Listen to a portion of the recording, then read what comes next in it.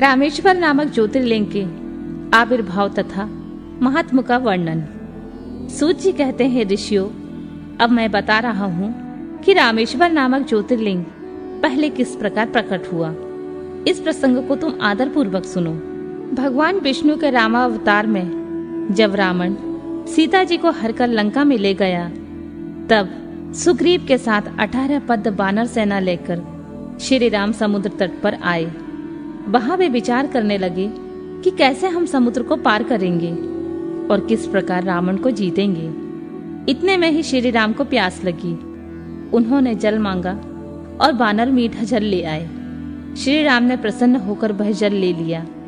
तब तक उन्हें स्मरण हो आया कि मैंने अपने स्वामी भगवान शंकर का दर्शन तो किया ही नहीं, फिर यह जल कैसे ग्रहण कर सकता हूँ। ऐसा कहकर उन्होंने उस जल को नहीं पिया।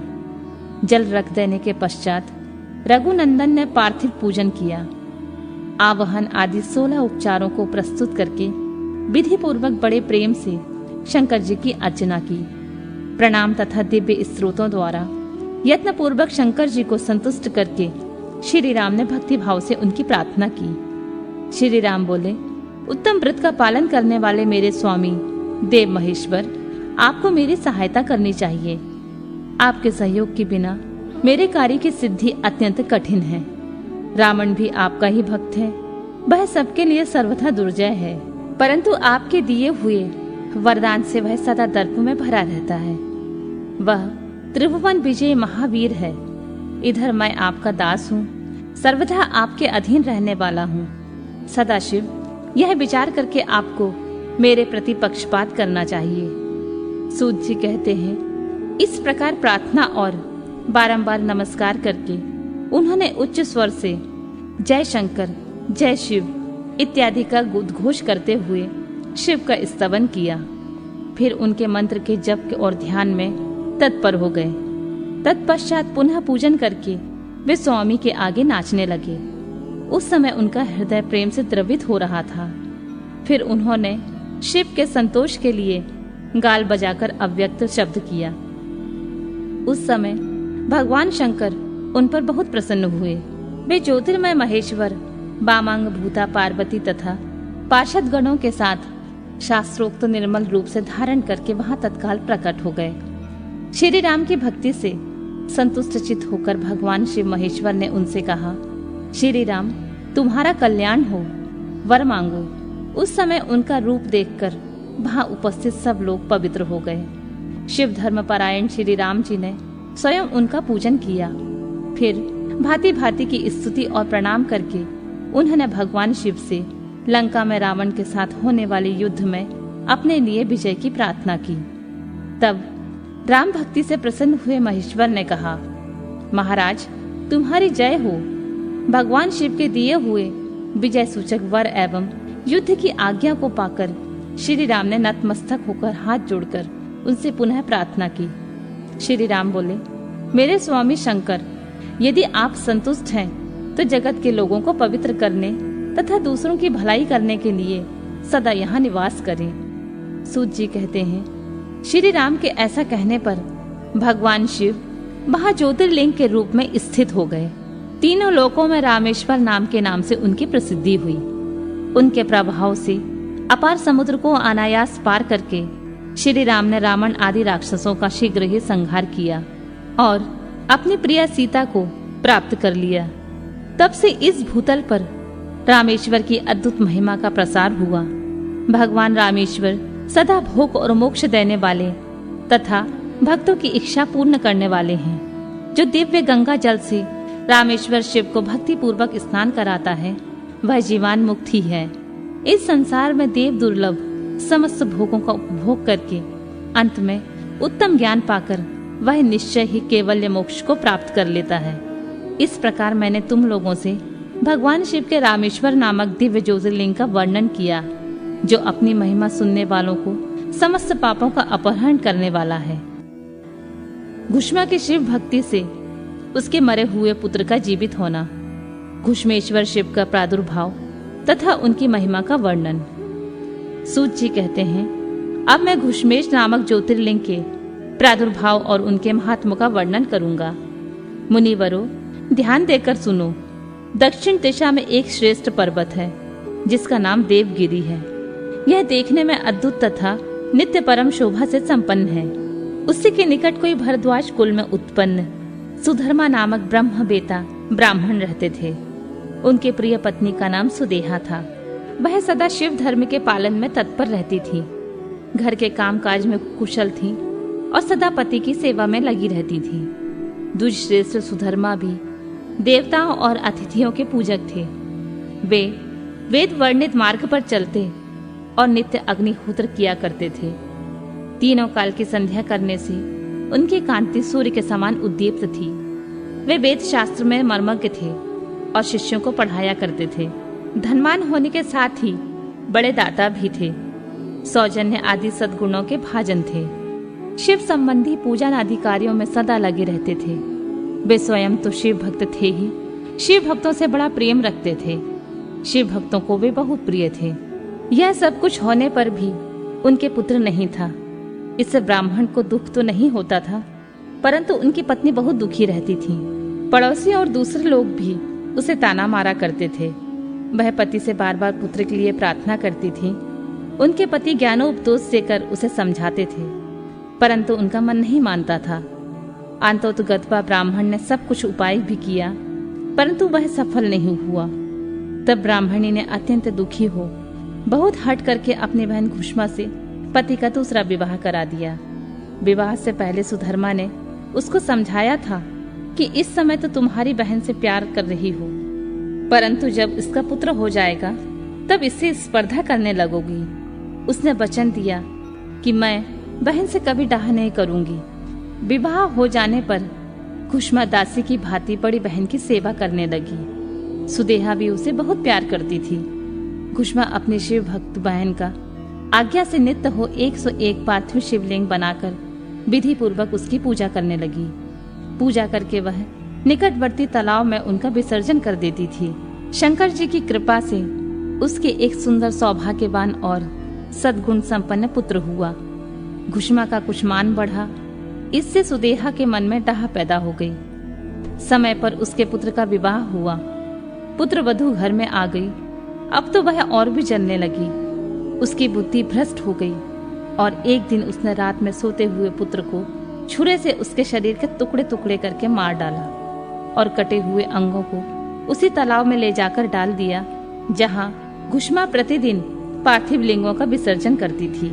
पुत्र के अंगों को उस तालाब में फेंककर वह लौट आई और घर में सुखपूर्वक सो गई। घुष्मा सवेरे उठकर प्रतिदिन का पूजन आदि कर्म करने लगी। श्रेष्ठ ब्राह्मण सुधर्मा स्वयं भी नित्य कर्म में लग गए। इसी समय उनकी ज्येष्ठ पत्नी सुदेहा भी उठी और बड़े आनंद से घर के कामकाज करने लगी, क्योंकि उसके हृदय में जो पहले से ईर्ष्या की आग जलती थी अब बुझ गई थी। प्रातःकाल जब बहू ने उठकर पति की शैया को देखा तो वह खून से भीगी हुई दिखाई दी और उस पर शरीर के कुछ टुकड़े दृष्टिगोचर हुए। इससे उसको बड़ा दुख हुआ। उसने सास घुष्मा के पास जाकर निवेदन किया, उत्तम व्रत का पालन करने वाली आर्य, आपके पुत्र कहाँ हैं? उनकी शैया रक्त से भीगी हुई है और उनके कुछ शरीर के टुकड़े दिखाई देते हैं। हाय, मैं मारी गई, किसने यह दुष्ट कर्म किया है? ऐसा कहकर वह बेटे की प्रिय पत्नी भांति भांति से करुण विलाप करती हुई रोने लगी। सुधर्मा की बड़ी पत्नी सुदेहा भी उस समय हाय मैं मारी गई ऐसा कहकर दुख में डूब गई। उसने ऊपर से तो दुख किया, किंतु मन ही मन हर्ष से भरी हुई थी। घुष्मा भी उस समय उस बधू के दुख को सुनकर अपने नित्य पार्थिव पूजन के व्रत से विचलित नहीं हुई। उसका मन में बेटे को देखने के लिए तनिक भी उत्सुक नहीं हुआ। उसके पति की भी ऐसी ही अवस्था थी। जब तक नित्य नियम पूरा नहीं हुआ तब तक उन्हें दूसरी किसी बात की चिंता नहीं हुई। दोपहर का पूजन समाप्त होने पर घुष्मा ने अपने पुत्र की भयंकर शैया पर दृष्टिपात किया, तथापि उसने मन में किंचित मात्र भी दुख नहीं माना। वह सोचने लगी, जिन्होंने यह बेटा दिया था वे ही इसकी रक्षा करेंगे। वे भक्त प्रिय कहलाते हैं, काल के काल हैं और सत्पुरुषों के आश्रय हैं। एकमात्र वे प्रभु सर्वेश्वर शंभु ही हमारे रक्षक हैं। वे माला गूंथने वाले पुरुषों की भांति जिनको जोड़ते हैं उनको अलग भी करते हैं। अतः अब मेरे चिंता करने से क्या होगा। इस तत्व का विचार करके उसने शिव के भरोसे धैर्य धारण किया और उस समय दुख का अनुभव नहीं किया। वह पूर्ववत पार्थिव शिवलिंगों को लेकर स्वस्थ चित्त से शिव के नामों का उच्चारण करती हुई उस तालाब के किनारे गई। उन पार्थिव शिवलिंगों को तालाब में डालकर जब वह लौटने लगी तो उसे उसका पुत्र उसी तालाब के किनारे खड़ा दिखाई दिया। सूत जी कहते हैं, ब्राह्मणों, उस समय वहां अपने पुत्र को जीवित देखकर उसकी माता घुष्मा को ना तो हर्ष हुआ और न विषाद। वह पूर्ववत स्वस्थ बनी रही। इसी समय उस समय संतुष्ट हुए ज्योतिष स्वरूप महेश्वर शिव शीघ्र ही उनके सामने प्रकट हो गए। शिव बोले, सुमुखी, मैं तुम पर प्रसन्न हूँ, वर मांगो। तेरी दुष्टा सौत ने इस बच्चे को मार डाला था, अतः मैं उसे त्रिशूल से मारूंगा। सूत जी कहते हैं, तब घुष्मा ने शिव को प्रणाम करके उस समय यह वर मांगा, नाथ, यह सुदेहा मेरी बड़ी बहन है, अतः आपको इसकी रक्षा करनी चाहिए। शिव बोले, उसने तो बड़ा भारी उपकार किया है और तुम उस पर उपकार क्यों करती हो?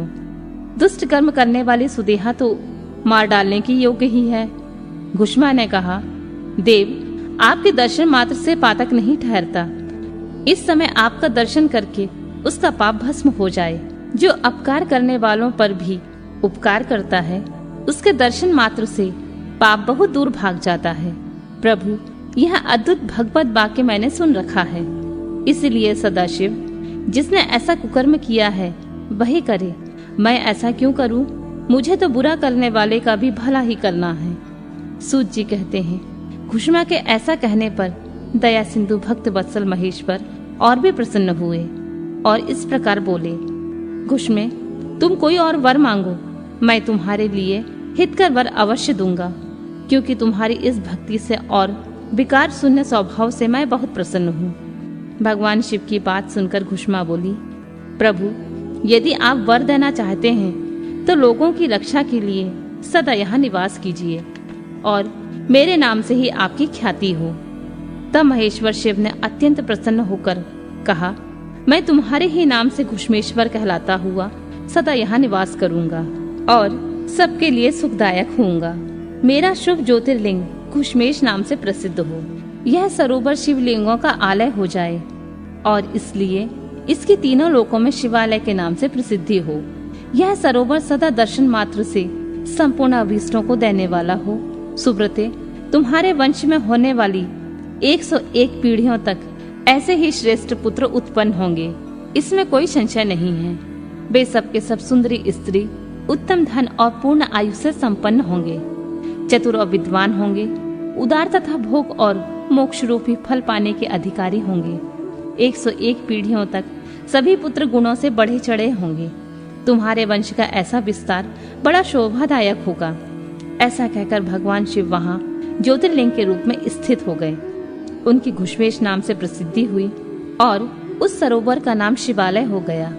सुधर्मा, घुष्मा और सुदेहा तीनों ने आकर तत्काल ही उस शिवलिंग की 101 दक्षिणावर्त परिक्रमा की। पूजा करके परस्पर मिलकर मन का मैल दूर करके वे सब वहां बड़े सुख का अनुभव करने लगे। पुत्र को जीवित देख सुदेहा बहुत लज्जित हुई और पति तथा घुष्मा से क्षमा प्रार्थना करके उसने अपने पाप का निवारण के लिए प्रायश्चित किया। मुनीश्वरों, इस प्रकार वह घुष्मेश्वर लिंग प्रकट हुआ। उसका दर्शन और पूजन करने से सदा सुख की वृद्धि होती है। ब्राह्मणों, इस तरह मैंने तुमसे 12 ज्योतिर्लिंग की महिमा बताई। ये सभी लिंग संपूर्ण कामनाओं के पूरक तथा भोग और मोक्ष देने वाले हैं। जो इन ज्योतिर्लिंगों की कथा को पढ़ता है और सुनता है, वह सब पापों से मुक्त हो जाता है तथा भोग और मोक्ष पाता है। 12 ज्योतिर्लिंगों के महत्व की समाप्ति। शंकर जी की आराधना से भगवान विष्णु को सुदर्शन चक्र की प्राप्ति तथा उसके द्वारा दैत्यों का संहार। व्यास जी कहते हैं, सूत जी का यह वचन सुनकर उन मुनीश्वरों ने उनकी भूरी भूरी प्रशंसा करके लोकहित की कामना से इस प्रकार बोला, सूत जी, आप सब जानते हैं, इसलिए हम आपसे पूछते हैं प्रभु, हरीश्वर लिंग की महिमा का वर्णन कीजिए। तात, हमने पहले सुन रखा है कि भगवान विष्णु ने शिव की आराधना से सुदर्शन चक्र प्राप्त किया था, अतः उस कथा पर भी विशेष रूप से प्रकाश डालिए। सूत जी ने कहा, मुनिवरों, हरीश्वर लिंग की शुभ कथा सुनो।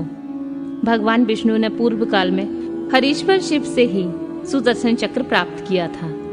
एक समय की बात है, दैत्य अत्यंत प्रबल होकर लोगों को पीड़ा देने और धर्म का लोप करने लगे। उन महाबली और पराक्रमी दैत्यों से पीड़ित हो देवताओं ने देव रक्षक भगवान विष्णु से अपना सारा दुख कहा। तब श्री हरि कैलाश पर जाकर भगवान शिव की विधि पूर्वक आराधना करने लगे। वे हजारों नामों से शिव की स्तुति करते और प्रत्येक नाम पर एक कमल चढ़ाते थे। तब भगवान शंकर ने विष्णु के भक्ति भाव की परीक्षा करने के लिए उनके लाए हुए 1000 कमलों में से एक को छिपा दिया। शिव की माया के कारण घटित हुई इस अद्भुत घटना का भगवान विष्णु को पता नहीं लगा। उन्होंने एक फूल कम जानकर उसकी खोज आरंभ की। दृढ़ता पूर्वक उत्तम व्रत का पालन करने वाले श्री हरि ने भगवान शिव की प्रसन्नता के लिए उसे एक फूल की प्राप्ति के लिए उद्देश्य से सारी पृथ्वी पर भ्रमण किया, परंतु उन्हें कहीं वह फूल नहीं मिला। तब विशुद्ध चेता विष्णु ने एक फूल की पूर्ति के लिए अपने कमल सदृश एक नेत्र को ही निकालकर चढ़ा दिया। यह देख सबका दुख दूर करने वाले भगवान शंकर बड़े प्रसन्न हुए और वहीं उनके सामने प्रकट हो गए। प्रकट होकर वे श्री हरि से बोले, हरे, मैं तुम पर बहुत प्रसन्न हूँ। तुम इच्छा अनुसार वर मांगो, मैं तुम्हें मनोवांछित वस्तु दूंगा। तुम्हारे लिए मुझे कुछ भी अदेय नहीं है। विष्णु बोले, नाथ, आपके सामने मुझे क्या कहना है। आप अंतर्यामी हैं, अतः सब कुछ जानने वाले हैं। तथापि आपके आदेश का गौरव रखने के लिए कहता हूँ। दैत्यों ने सारे जगत को पीड़ित कर रखा है। सदाशिव, हम लोगों को सुख नहीं मिलता है। स्वामिन, मेरा अपना अस्त्र शस्त्र दैत्यों के वध में काम नहीं देता। परमेश्वर, इसलिए मैं आपकी शरण में आया हूँ। सूत जी कहते हैं, श्री विष्णु का यह वचन सुनकर देवादिदेव महेश्वर ने तेजो राशि में अपना सुदर्शन चक्र उन्हें दे दिया। उसको पाकर भगवान विष्णु ने उन समस्त प्रबल दैत्यों का उस चक्र के द्वारा बिना परिश्रम के ही संहार कर डाला। इससे सारा जगत स्वस्थ हो गया। देवताओं को भी सुख मिला और अपने लिए उस आयुध को पाकर भगवान विष्णु भी अत्यंत प्रसन्न और परम सुखी हो गए। ऋषियों ने पूछा, शिव के वे सहस्त्र नाम कौन कौन से हैं? बताइए, जिनसे संतुष्ट होकर महेश्वर ने श्री हरि को चक्र प्रदान किया था। उनके नामों का महत्व का वर्णन कीजिए। श्री विष्णु के ऊपर शंकर जी की जैसी कृपा हुई थी उसका यथार्थ रूप से प्रतिपादन कीजिए। शुद्ध अंतःकरण वाले उन मुनियों की वैसी बात सुनकर सूत जी ने शिव के चरणार बिंदों का चिंतन करके इस प्रकार कहना आरंभ किया। भगवान विष्णु द्वारा पठित शिव सहस्त्र नाम स्तोत्र। सूत जी बोले, मुनिवरों, सुनो, जिससे महेश्वर संतुष्ट होते हैं वह शिव सहस्त्र नाम स्तोत्र आज तुम सबको सुना रहा हूँ।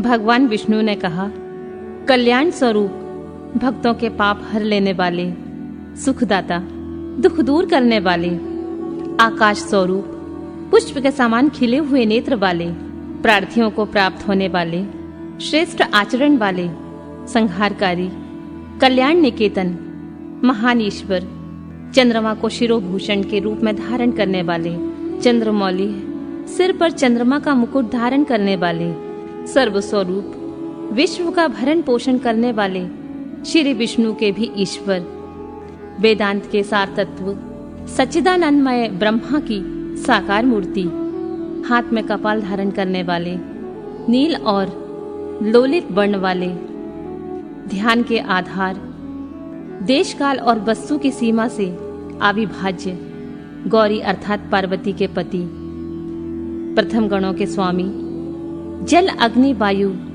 आकाश सूर्य चंद्रमा पृथ्वी और यजमान, इन 8 रूपों वाले ब्रह्मांड में विराट पुरुष, धर्म अर्थ काम तथा स्वर्ग की प्राप्ति कराने वाले, ज्ञान से ही अनुभव में आने के योग्य, सुस्थिर बुद्धि वाले, देवताओं के भी आराध्य, सूर्य चंद्रमा और अग्नि रूप 3 नेत्रों वाले, लोगों के विपरीत स्वभाव वाले देवता, महान देवता, ब्रह्मादिकों के भी पूजनीय, सब कुछ करने में समर्थ एवं कुशल, स्वामी, कभी न विचलित होने वाले, जगत स्वरूप, विराट नेत्र वाले, वाणी के अधिपति, पवित्र पुरुषों में भी श्रेष्ठ, संपूर्ण प्रमाणों में सामंजस्य स्थापित करने वाले, अपनी ध्वजा में वृषभ का चिन्ह धारण करने वाले, वृषभ या धर्म को वाहन बनाने वाले, स्वामी या शासक, पिनाक नामक धनुष धारण करने वाले, खाट के पाये की आकृति का एक आयुध धारण करने वाले, विचित्र वेशधारी, पुराण अनादि पुरुषोत्तम, अज्ञान अंधकार को दूर करने वाले, महान योग से संपन्न, रक्षक, सृष्टिकर्ता, जटा के भार से युक्त, काल के भी काल, गजासुर के चर्म को वस्त्र के रूप में धारण करने वाले, सौभाग्यशाली, ओमकार स्वरूप अथवा प्रणव के वाच्यार्थ, बंधन रहित, अंतर्यामी आत्मा, सेवन करने योग्य, दुर्वासा नामक मुनि के रूप में अवतीर्ण, 3 मायामय असुरपुरों का दमन करने वाले, पाशुपत आदि दिव्य अस्त्र धारण करने वाले, कार्तिकीय जी के पिता, परमेष्ठी, अपने प्राकट्य महिमा में स्थित रहने वाले, कारण के भी कारण, आदि मध्य और अंत से रहित, कैलाश के अधिपति, पार्वती के पति, कुबेर को अपना बंधु मानने वाले, श्याम सुषमा से सुशोभित कंठ वाले, समस्त लोकों और वर्णों से श्रेष्ठ, कोमल स्वभाव वाले, समाधि अथवा चित्त वृत्तियों के निरोध से अनुभव के आने योग्य, धनुर्धर, कंठ में हालाहल विष का नील चिन्ह धारण करने वाले, परशुधारी, बड़े बड़े नेत्रों वाले, वन में व्याध या किरात के रूप में प्रकट होकर शूकर के ऊपर बाण चलाने वाले, देवताओं के स्वामी, सूर्य को भी दंड देने वाले, धर्म के आश्रय, क्षमा की उत्पत्ति स्थान, संपूर्ण ऐश्वर्य, धन, यश, श्री ज्ञान तथा वैराग्य के आश्रय, भग देवता के नेत्र का भेदन करने वाले, संहार काल में भयंकर रूप धारण करने वाले, माया रूप में बंधे हुए पाशबद्ध पशुओं को तत्व ज्ञान के द्वारा मुक्त करके यथार्थ रूप से उनका पालन करने वाले, गरुड़ रूप, भक्तों से प्रेम करने वाले, शत्रुता रखने वाले को संताप देने वाले, दानी, दया निधान अथवा कृपा करने वाले, कुशल, जटाजूटधारी, कामदेव का दमन करने वाले, शमशानवासी, इंद्रियातीत एवं सर्वव्यापी, शमशान भूमि में विश्राम करने वाले, महान ईश्वर या परमेश्वर, जगत के सृष्टि करने वाले, मृग के पालक या पशुपति, विराट ब्रह्मांड की सृष्टि करने के समय महान कर्तव्य से संपन्न, भय रोग का निवारण करने वाले, महान औषधि रूप, संसार सागर से पार उतारने वाले, स्वर्ग, पृथ्वी, पशु, वाणी, किरण, इंद्रिय और जल के स्वामी, रक्षक, तत्व ज्ञान के द्वारा ज्ञान स्वरूप से ही जानने योग्य, सबसे पुराने, न्याय स्वरूप, उत्तम नीति वाले, विशुद्ध आत्म स्वरूप, उमा सहित चंद्रमा पर प्रेम रखने वाले,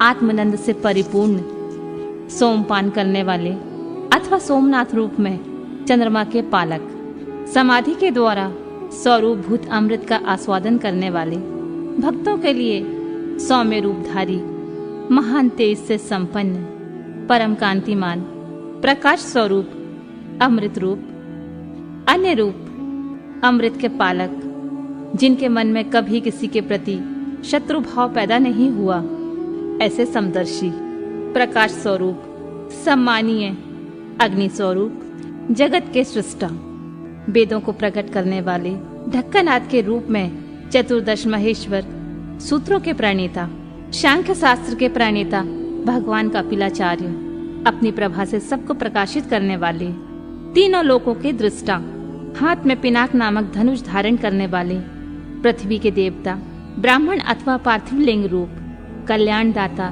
कल्याणकारी, विशुद्ध बुद्धि वाले, विश्व का धारण पोषण करने में समस्त तेज वाले, तेज की सृष्टि करने वाले, सर्वव्यापी, सब में व्याप्त, ब्रह्मा जी के उत्पादक, जगत के सृष्टा, सृष्टि स्वरूप, कनेर के फूल को पसंद करने वाले, त्रिकालदर्शी, कार्तिकेय के छोटे भाई शाक स्वरूप, स्कंदन के छोटे भाई विशाख स्वरूप अथवा विशाख नामक ऋषि, वेदवाणी की शाखाओं का विस्तार करने वाले, मंगलमय, भवरोग का निवारण करने वाले, वैद्यों में सर्वश्रेष्ठ, गंगा के प्रवाह रूप जल को सिर पर धारण करने वाले, कल्याण स्वरूप, पूर्णतम अथवा व्यापक, ब्रह्मांड रूपी भवन के निर्माता, अचंचल अथवा स्थाणु रूप, मन को वश में रखने वाले, शरीर, मन और इंद्रियों से अपनी इच्छा के अनुसार काम लेने वाले, पांच भौतिक रथ का संचालन करने वाले,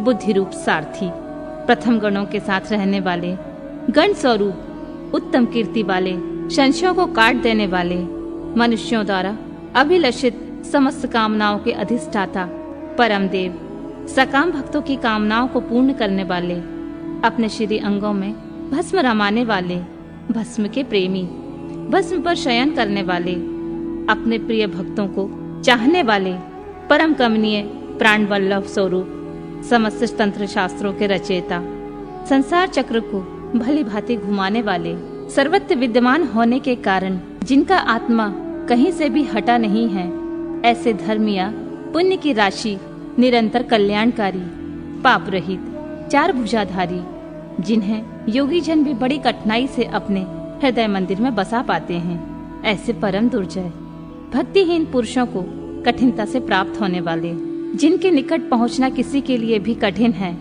ऐसे पाप ताप से रक्षा करने के लिए दुर्ग रूप अथवा दुर्जय संपूर्ण शस्त्रों के कला में कुशल, आध्यात्म योग में स्थित, सुंदर विस्तृत जगत रूप तंतु वाले, जगत रूप तंतु को बढ़ाने वाले, सुंदर अंगों वाले, लोकसारग्राही, जगत के स्वामी, भक्त जनों की याचना के आलंबन, भस्म से शुद्धि का संपादन करने वाले, सुमेरु पर्वत के समान केंद्र रूप, तेज और बल से संपन्न, निर्मल शरीर वाला, साधन भजनों से दूर रहने वाले लोगों के लिए अलभ्य, साधन भजन पारायण मनुष्यों के लिए सुलभ, श्री राम के सेवक बानर हनुमान का रूप धारण करने वाले, अग्नि स्वरूप अथवा सुवर्णमय वीर्य वाले, पुराणों द्वारा प्रतिपादित शत्रुओं के प्राण हर लेने वाले, बलशाली, परमानंद के महान सरोवर, महान आकाश रूप, सिद्धों और देवताओं द्वारा वंदित, व्याध चर्म को वस्त्र के समान धारण करने वाले, सर्पों को आभूषण की भांति धारण करने वाले, त्रिकाल में कभी न नष्ट होने वाले, महाभूत स्वरूप, सबके महान निवास स्थान, जिनकी आशा कभी विफल ना हो, ऐसे अमोघ संकल्प, जिनका क्लेवर कभी नष्ट ना हो, नित्य विग्रह, पंचजन्य नामक शंख स्वरूप, वायु स्वरूप अथवा संहारकारी, प्रकृति, महातत्व अहंकार, चक्षु, श्रोत्र, घ्राण, रसना, त्वक, वाक, पानी, वायु, पाद, उपस्थ, मन, शब्द, स्पर्श, रूप, रस, गंध, पृथ्वी, जल, तेज, वायु और आकाश, इन 24 जड़ तत्वों सहित 25वें चेतन तत्व स्वरूप में व्याप्त, याचकों की इच्छा पूर्ण करने वाले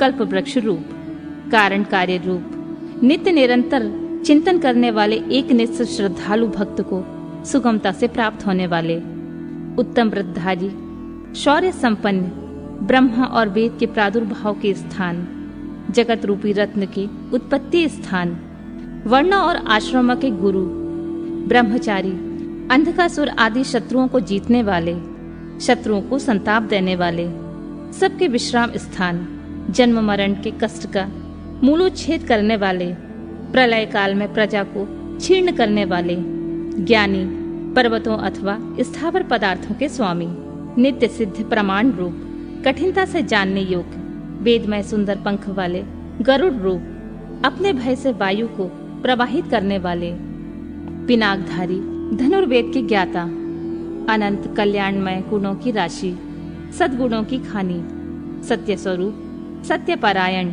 दीनता से रहित, उदार, धर्ममय विग्रह वाले, धर्म का अनुष्ठान करने वाले, असीमित दृष्टि वाले, परमानंदमय, दुष्टों को दंड देने वाले अथवा दंड स्वरूप, दुर्दान दानवों का दमन करने वाले, दमन स्वरूप, प्रणाम करने योग्य, मायावियों को भी मोहने वाले महामायावी, संसार की सृष्टि करने में कुशल, पूर्णतः विरक्त, मन से विनयशील अथवा मन को वश में रखने वाले, तपस्या परायण, संपूर्ण भूतों के उत्पादक एवं रक्षक, पागलों के समान वेश धारण करने वाले, माया के पर्दे में छिपे हुए, काम विजयी, भगवान विष्णु के प्रेमी, कल्याणकारी स्वभाव वाले, समर्थ, पूर्ण लोकों की प्रजा के पालक, वेगशाली, उद्धारक, विशुद्ध बुद्धि से युक्त, सबसे श्रेष्ठ, सर्वसमर्थ, अविनाशी, समस्त लोकों की रक्षा करने वाले,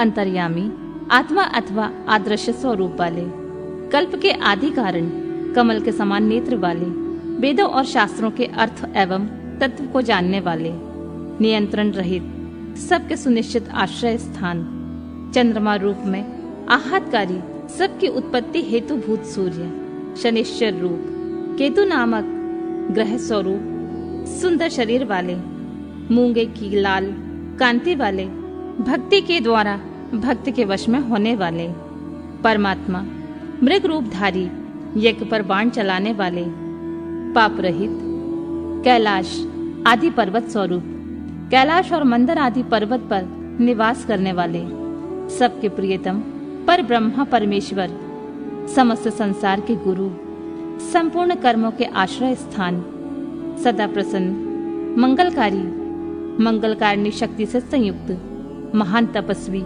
दीर्घ काल तक तप करने वाले, अत्यंत स्थूल, अति प्राचीन एवं अत्यंत स्थिर, दिन एवं संवत्सर आदि काल रूप में स्थित, अंशकाल स्वरूप, व्यापकता स्वरूप, प्रत्यक्षादि प्रमाण स्वरूप, उत्कृष्ट तपस्या स्वरूप, संवत्सर आदि काल विभाग के उत्पादक, वेद मंत्रों से प्रतीत होने योग्य, सबके साक्षी, अजन्मा, सबके शासक, सिद्धियों के आश्रय, श्रेष्ठ वीर्य वाले, प्रथम गणों की महती सेना से संपन्न, सुयोग योगी, महान तेज से संपन्न, समस्त साधनों के फल, सब भूतों के आदि कारण, इंद्रियों की ग्रहण शक्ति के अविषय, सब भूतों के वास स्थान, उदार मन वाले, सत्य स्वरूप, समस्त पापों का अपहरण करने के कारण हर नाम से प्रसिद्ध, उत्तम कीर्ति से सुशोभित होने वाले, विभूति स्वरूपा, उमा से संपन्न, वेद रूप अंगों वाले, वेदों का विचार करने वाले, मननशील मुनि, एक रस प्रकाश स्वरूप, ज्ञानियों द्वारा भोगने योग्य, अमृत स्वरूप, पुरुष रूप में उपभोग करने वाले, भगवान विश्वनाथ, अजितेंद्रिय पुरुषों द्वारा जिनकी आराधना अत्यंत कठिन है, ऐसे सनातन अमृत स्वरूप, शांतिमय, हाथों में वाण धारण करने वाले, प्रतापी वीर, कमंडल धारण करने वाले, पिनाकधारी, मन और वाणी में अविषय, इंद्रियातीत एवं महामायावी, सबके वास स्थान, चारों पुरुषार्थों की सिद्धि की एकमात्र मार्ग, प्रलय के समय सबको काल से संयुक्त करने वाले, गंभीर शब्द करने वाले अथवा अनाहत, नादरूप, महान उत्साह और बल से संपन्न, श्रेष्ठ बुद्धि वाले, अनंत पराक्रमी, भूतगणों के साथ विचरने वाले, त्रिपुर संहारक, रात्रि में विचरण करने वाले, प्रेतों के साथ भ्रमण करने वाले, अनंत शक्ति एवं श्रेष्ठ कांति से संपन्न, अनिर्वचनीय स्वरूप वाले, ऐश्वर्यवान, सबके लिए अविचार्य, मनोगति वाले, सर्वज्ञ, बड़ी से बड़ी माया भी जिन पर प्रभाव नहीं डाल सकती, ऐसे मन को वश में रखने वाले, ध्रुव, नित्य कारण और आध्रुव, अनित्य कारण रूप, ओज और बल, तेज, शौर्य आदि गुण तथा ज्ञान की दीप्ति को धारण करने वाले, सबके उत्पादक, सबके शासक, नृत्य के प्रेमी, प्रतिदिन तांडव नृत्य करने वाले, प्रकाश स्वरूप, सूर्य आदि को भी प्रकाश देने वाले, ओमकार रूप स्पष्ट अक्षर वाले, ज्ञानवान, ऋक्, साम और यजुर्वेद के मंत्र स्वरूप, सबके प्रति समान भाव रखने वाले, संसार सागर से पार होने के लिए नौका रूप, युगादि का आरंभ करने वाले तथा चारों युगों को चक्र की तरह घुमाने वाले, गंभीर से युक्त, नंदी नामक वृषभ पर सवार होने वाले, परमानंद स्वरूप होने से सर्वप्रिय, संपूर्ण विशेषणों से रहित, शिष्ट पुरुषों के इष्ट देव, अनन्य चित्त से निरंतर स्मरण करने वाले भक्तों के लिए सुगमता से प्राप्त होने योग्य, सार तत्व की खोज करने वाले, तीर्थ स्वरूप, तीर्थ नामधारी अथवा जिनका नाम भव सागर से पार लगाने वाला है, ऐसे तीर्थ सेवन से अपने स्वरूप का दर्शन कराने वाले अथवा गुरु कृपा से प्रत्यक्ष होने वाले, चरणोदक स्वरूप को तीर्थ देने वाले, जल के निधान समुद्र रूप, उपादान कारण रूप से सब भूतों के आश्रय अथवा जगत रूप, प्रपंच के अधिष्ठान, सबको जीतना कठिन है, ऐसे विजय के अवसर को समझने वाले,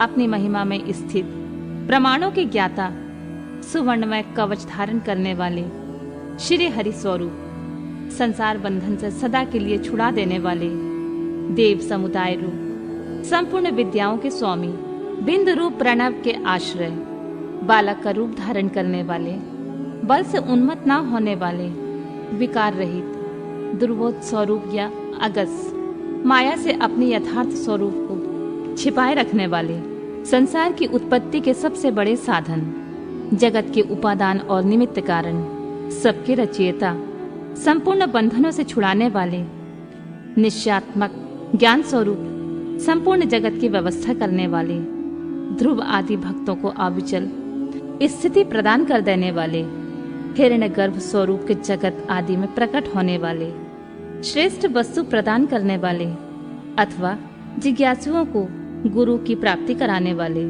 सुंदर स्वरूप वाले, भेद रहित, सत स्वरूप, आत्मा में प्रतिष्ठित, वीर शिरोमणि, वीरभद्र नामक गणा अध्यक्ष, वीरासन से बैठने वाले, अखिल ब्रह्मांड स्वरूप, वीरों में श्रेष्ठ, विद्वान, विज्ञानानंद स्वरूप, मस्तक पर गंगा जी को धारण करने वाले, आज्ञा का पालन करने वाले, त्रिशूलधारी, तेजोमयी किरणों से व्याप्त, भगवती शिवा के आश्रय, बाल खिले, ऋषि रूप, महान धनुर्धर, सूर्य रूप, लौकिक विषयों की चर्चा न सुनने वाले, आकाशचारी, परम सुंदर, सबके लिए सुंदर आश्रय रूप, ब्राह्मणों के लिए परम हितैषी, अमृत कलश के रक्षक, कुशिक वंशीय इंद्र स्वरूप, प्रकाश किरणों से युक्त, समस्त प्राणियों के लय के स्थान, समस्त कामनाओं को सिद्ध करने वाले, ललाट में तीसरा नेत्र धारण करने वाले,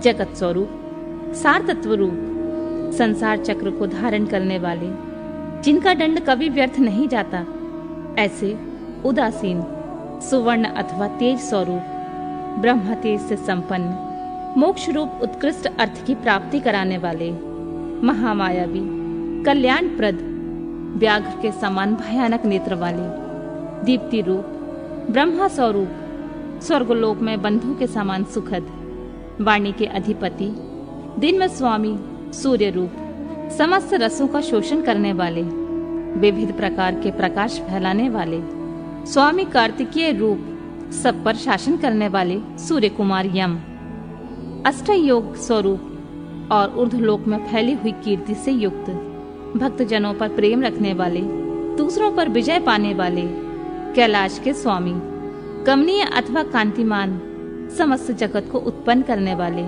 सूर्य रूप नेत्र वाले, विद्वानों में सर्वश्रेष्ठ परम विद्वान, सब प्रकार के भय से रहित, जगत का भरण पोषण करने वाले, जिन्हें कोई नहीं रोक सकता, ऐसे सत्य स्वरूप, सुनिश्चित रूप से कल्याणकारी, जिनके नाम गुण, महिमा और स्वरूप के श्रवण तथा कीर्तन परम पावन हैं, ऐसे सर्वव्यापी होने के कारण दूर की बात भी सुन लेने वाले, भक्तजनों के सब अपराधों को कृपा पूर्वक सह लेने वाले, ध्यान करने योग्य, चिंतन करने मात्र से बुरे स्वप्नों का भी नाश करने वाले, संसार सागर से पार उतारने वाले, पाप का नाश करने वाले, जानने के योग्य, जिनके वेग को सहन करना दूसरे के लिए अत्यंत कठिन है, ऐसे संसार बंधन से रहित अथवा अजन्मा, जिनका कोई आदि नहीं है, ऐसे सबके कारण स्वरूप, भूलोक और भूलोक की शोभा, मुकुटधारी,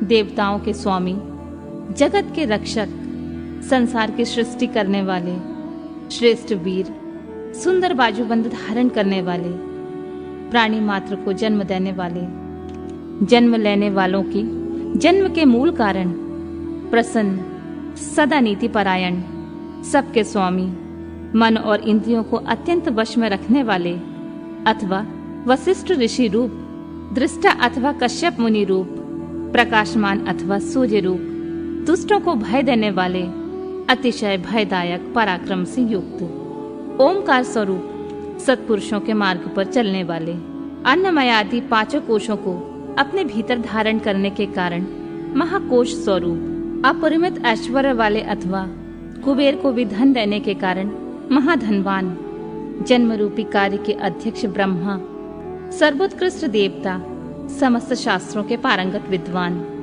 यथार्थ तत्व रूप, यथार्थ तत्व को पूर्णतः जानने वाले, अद्वितीय आत्मरूप, सर्वत्र व्यापक, संपूर्ण जगत को उत्तम गुणों से विभूषित करने वाले, मंत्र दृष्टा, ब्रह्म बेता, ऐश्वर्य, जन्म, मृत्यु और जरा से अतीत, पंच महायज्ञों की उत्पत्ति के हेतु विश्वनाथ, निर्मल अभ्युदय की प्राप्ति कराने वाले धर्म रूप, स्वयंभू, आदि अंत से रहित, भक्तों के प्रति वात्सल्य स्नेह से युक्त, भक्त जनों के आश्रय, गायत्री मंत्र के प्रेमी, ऊंचे शरीर वाले, संपूर्ण जगत के आवास स्थान, सूर्य रूप, बालक रूप, कैलाश पर्वत पर रमण करने वाले, देवेश्वरों के भी ईश्वर, प्रथम गणों की सुंदर सेना से युक्त तथा देव शत्रुओं का संहार करने वाले, अमोघ संकल्प वाले, महर्षि कश्यप रूप, भूतल को आहार प्रदान करने वाले चंद्रमा रूप, चिंता रहित,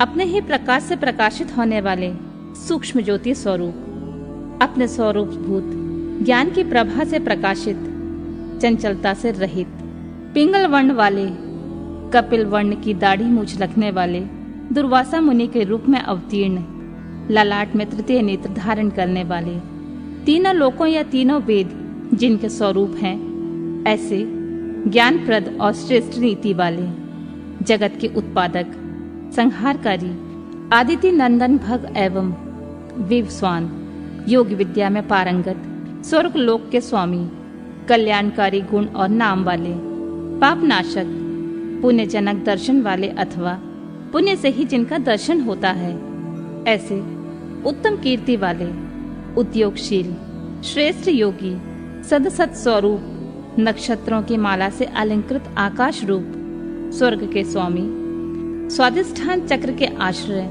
नित्य शुद्ध एवं पापनाशक, मणिपुर नामक चक्र स्वरूप, आकाशचारी, हृदय कमल में स्थित, इंद्र रूप, शांत स्वरूप, हरिहर, हलाहल विष की गर्मी से उष्णायुक्त, समस्त ब्रह्मांड रूपी ग्रह के स्वामी, सच्चिदानंद स्वरूप, सामर्थ्यशाली, अनर्थ का नाश करने वाले, अधर्मनाशक, बुद्धि की पहुंच से परे अथवा जानने में न आने वाले, बहुत से नामों द्वारा पुकारे और सुने जाने वाले, ब्रह्मा जिनके गर्भस्थ शिशु के समान हैं, ऐसे विश्व ब्रह्मांड प्रलय काल में जिनके गर्भ में रहता है, ऐसे धर्म रूपी वृषभ को उत्पन्न करने के लिए धेनु स्वरूप, धन की प्राप्ति कराने वाले, समस्त संसार का हित चाहने वाले, उत्तम ज्ञान से संपन्न अथवा बुद्ध स्वरूप, कार्तिकेय रूप, कल्याणदाता, सुवर्ण के समान गौर वर्ण वाले अथवा तेजस्वी, नाना प्रकार की भूतों के साथ क्रीड़ा करने वाले, नाथ स्वरूप, नेत्रों में दृष्टा रूप से विद्यमान, संपूर्ण जगत के प्रति मैत्री भावना रखने वाले मुनि स्वरूप, धन के स्वामी कुबेर, ज्योति स्वरूप ब्रह्मा, सुवर्ण और रत्नों के तेज से प्रकाशित अथवा वसुधा स्वरूप, सूर्य आदि ज्योतियों के प्रकाशक, सर्वोत्तम महाज्योति स्वरूप, मातृकाओं के जन्मदाता होने के कारण मातामह, आकाश में विचरने वाले वायुदेव, सर्पमय हार धारण करने वाले, पुलस्य नामक मुनि, पुलह नामक ऋषि, कुंभ जन्मा अगस्त ऋषि, इसी नाम से प्रसिद्ध मुनि, शक्ति के पुत्र तथा व्यास जी के पिता मुनिवर पराशर, निरावर्णिवार, आवरण शून्य तथा अवरोध रहित, ब्रह्मा जी के पुत्र नील लोहित रुद्र, विस्तृत यश वाले विष्णु स्वरूप, स्वयंभू ब्रह्मा, अकुंठित गति वाले, अत्रि नामक ऋषि अथवा त्रिगुणातीत ज्ञान स्वरूप, महायशस्वी, विश्वविख्यात वीरों में अग्रगण, शूरवीर, प्रलय के समय अत्यंत क्रोध करने वाले, सच्चे पराक्रमी, सर्पों के आभूषण से श्रृंगार करने वाले, महाकल्प संज्ञक, काल स्वरूप वाले, शरणागतों की इच्छा को पूर्ण करने के लिए कल्प वृक्ष के समान उदार, चंद्रकलाधारी, अलंकार धारण करने या कराने वाले, विचलित न होने वाले, प्रकाशमान, पराक्रम में बढ़े चढ़े, आयु तथा वाणी के स्वामी, वेगशाली तथा कूदने या तैरने वाले, अग्निरूप, सहायक वाले, निर्लेप, प्रेमी भक्तों के घर पर अतिथि की भांति उपस्थित हो उनका सत्कार ग्रहण करने वाले, इंद्र का मान मर्दन करने वाले, वृक्षों पर या वृक्षों के नीचे आसन लगाने वाले, यश रूपी धन से संपन्न, अग्नि स्वरूप, सूर्य रूप से प्रचंड ताप देने वाले, प्रलय काल में विश्व ब्रह्मांड को अपना ग्रास बना लेने वाले, जपने योग्य नाम वाले, बुढ़ापा आदि दोषों का निवारण करने वाले, लोहित वर्ण वाले, अग्नि रूप, विशाल अश्रु वाले, आकाश की उत्पत्ति के स्थान, सुंदर शरीर वाले, अज्ञान अंधकार नाशक, तपने वाले ग्रीष्म रूप, बादलों से उपलक्षित वर्षा रूप, सुंदर नेत्रों वाले, त्रिपुर रूप, शत्रु नगरी पर विजय पाने वाले, सुखदायक वायु को प्रकट करने वाले, शरद काल रूप, जिनके अन्य का सुंदर रूप से परिपाक होता है, वह हेमंत काल रूप, सुगंधित मलयानिल से युक्त शिशिर ऋतु रूप, चैत वैशाख इन दोनों मासों से युक्त वसंत रूप, ग्रीष्म ऋतु रूप, भाद्रपद मास रूप, धान आदि के बीजों की प्राप्ति कराने वाला शरद काल, अंगिरा नामक ऋषि तथा उनके पुत्र देव गुरु बृहस्पति, अत्रि कुमार दुर्वासा, निर्मल, संपूर्ण जगत का निर्वाह कराने वाले, पवित्र करने वाले, उत्तम बुद्धि के विद्वान, तीनों वेदों के विद्वान अथवा तीनों वेदों द्वारा प्रतिपादित, वृषभ रूप श्रेष्ठ वाहन वाले, मन बुद्धि और अहंकार स्वरूप, आत्मा, शरीर रूपी क्षेत्र का पालन करने वाले परमात्मा, जमदग्नि नामक ऋषि रूप, अनंत बल के सागर, अपनी जटा से गंगा जी के जल को टपकाने वाले, विश्वविख्यात गालव मुनि अथवा प्रलय काल में कालाग्नि स्वरूप से जगत को निगल जाने वाले, सौम्य रूप वाले, सर्वश्रेष्ठ, श्रेष्ठ यज्ञ रूप, कल्याणदाता, शिवालय लिंग रूप, आकाश कुंद चंद्रमा के समान गौर कांति वाले, दानव शत्रु, शत्रुओं का दमन करने वाले, सुंदर निशाकर रूप, निष्कंठक, शरणागत जनों के शोक शल्य को निकालकर स्वयं धारण करने वाले, चारों वेदों के द्वारा जानने योग्य, चारों पुरुषार्थों की प्राप्ति कराने वाले, चतुर एवं चतुर पुरुषों के प्रिय, वेद स्वरूप, शिव सूत्र रूप, तीर्थों के देवता और शिवालय रूप, अनेक रूप वाले, विराट रूपधारी, चर और अचर संपूर्ण रूप वाले, न्यायकर्ता और न्यायशील, न्याय युक्त आचरणों से प्राप्त होने योग्य, निर्मल, सहस्रों सिर वाले, देवताओं के स्वामी, विपक्षी योद्धाओं के संपूर्ण शस्त्रों को नष्ट कर देने वाले, मुड़े हुए सिर वाले सन्यासी, विविध रूप वाले, विक्रमशील, दंडधारी, मन और इंद्रियों का दमन करने वाले, गुणों में सबसे श्रेष्ठ,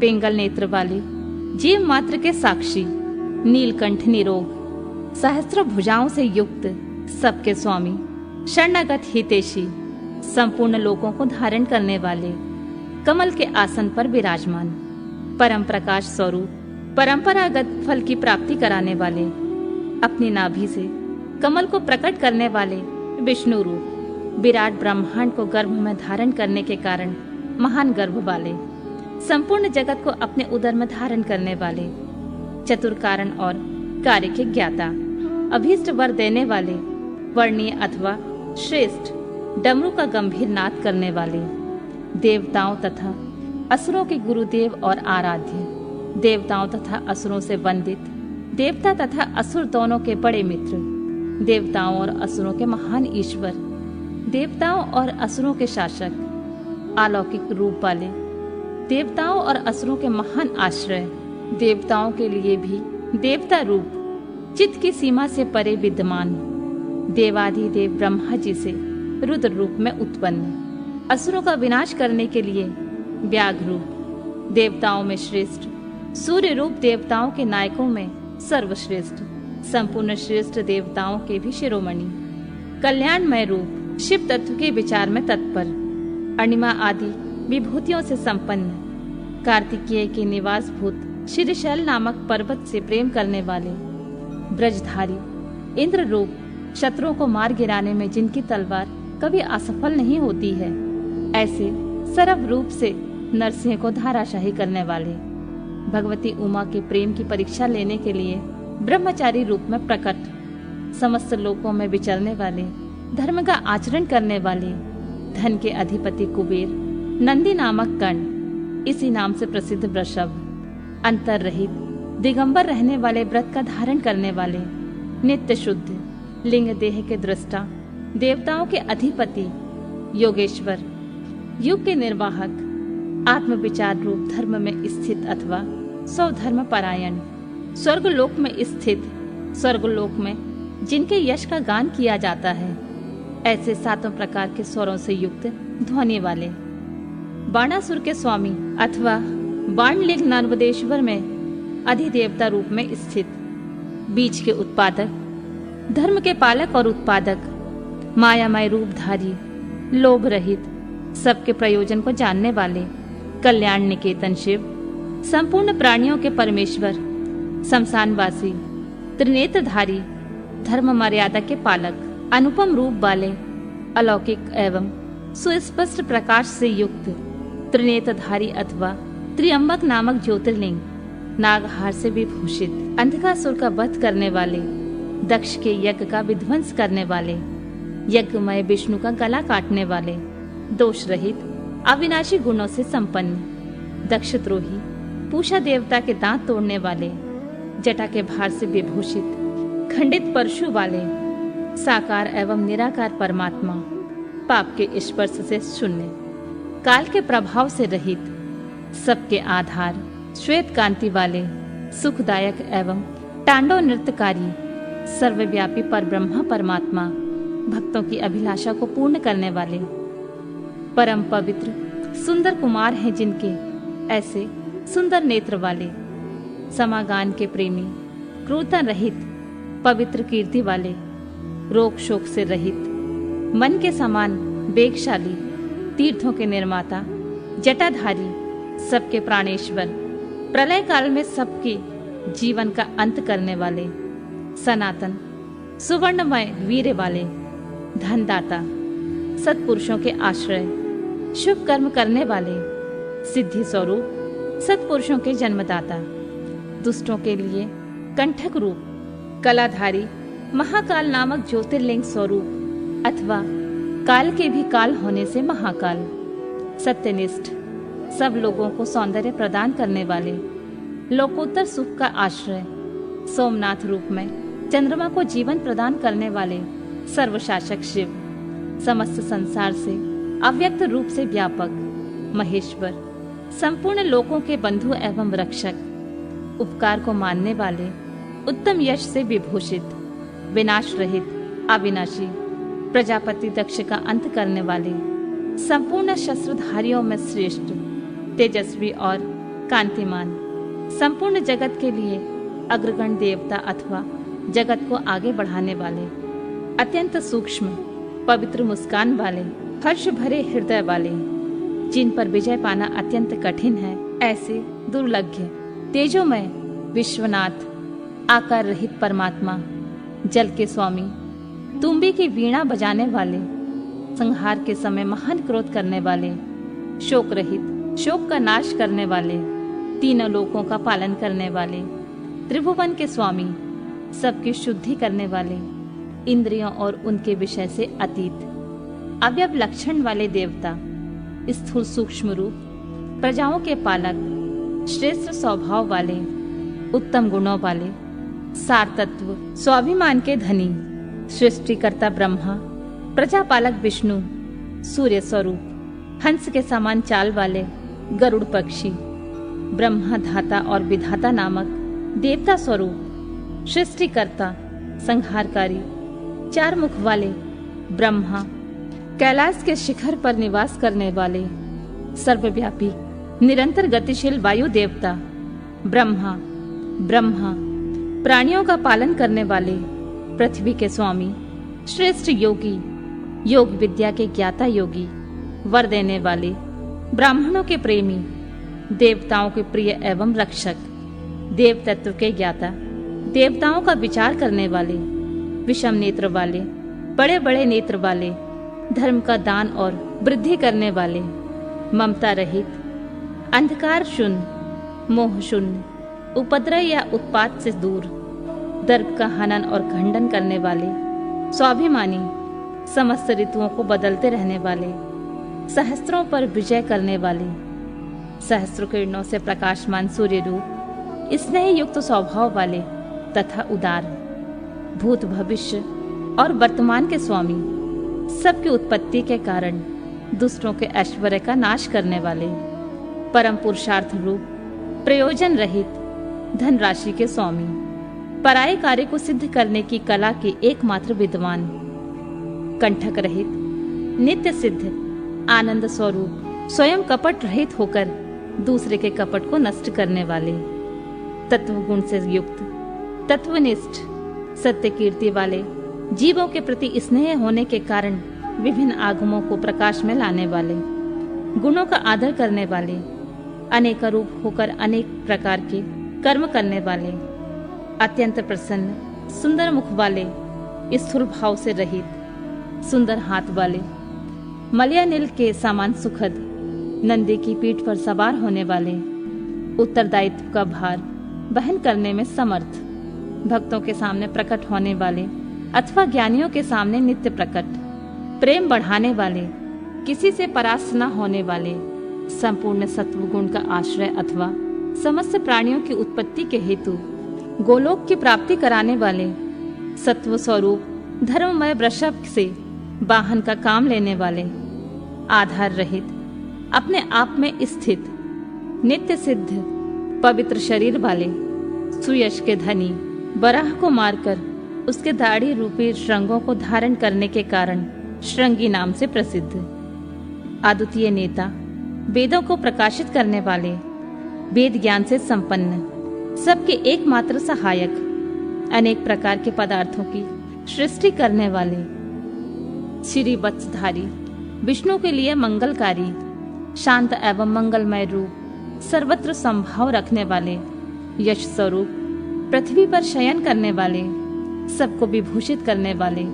कल्याण स्वरूप, प्राणियों की सृष्टि करने वाले, भूतों के उत्पादक, कंपित न होने वाले, भक्ति स्वरूप, कालनाशक, नील और लोहित वर्ण वाले, सत्यव्रतधारी एवं महान त्यागी, निरंतर शांत, परोपकार प्रति एवं अभीष्ट वरदाता, वैराग्यवान, विज्ञानवान, शुभ देने और करने वाले, स्वयं शुभ स्वरूप होने के कारण शुभ नामधारी, यातना रहित, निर्गुण, दृष्टा, सुवर्ण के समान कांतिमय, स्वभावतः कल्याणकारी, उदासीन, शत्रुनाशक, विघ्नों का निवारण करने वाले, मोर पंख, कवच और त्रिशूल धारण करने वाले, जटा मुंडमाला और कवच धारण करने वाले, मृत्यु रहित, सर्वज्ञों में श्रेष्ठ, तेजपुंज महामणि, कौतुंबादि रूप, असंख्य नाम, रूप और गुणों से युक्त होने के कारण किसी के द्वारा मापे न जा सकने वाले, पराक्रमी एवं पराक्रम के ज्ञाता, जानने योग्य, दीर्घ काल तक सती के वियोग में अथवा विशिष्ट योग की साधना में संलग्न हुए मन वाले, भूत और भविष्य के ज्ञाता, मुनीश्वर रूप, सर्वोत्तम एवं दुर्जय, जिनका दर्शन मनोहर एवं प्रिय लगता है, ऐसे देवताओं के ईश्वर, आश्रयदाता, सर्व स्वरूप, प्रणव रूप तथा सत्पुरुषों के आश्रय, काल, जिनका सहायक है, ऐसे काल के भी काल, बसुकी नाग को अपने हाथ में कंगन के समान धारण करने वाले, महाधनुर्धर, पृथ्वी पालक, कंकण शून्य, बंधन रहित, आकाश में मणि के समान प्रकाशमान तथा भक्तों को भवसागर से तारने के लिए नौका रूप सूर्य, कृतकृत्य, सिद्धिदाता और सिद्धि के दायक, सब ओर से माया द्वारा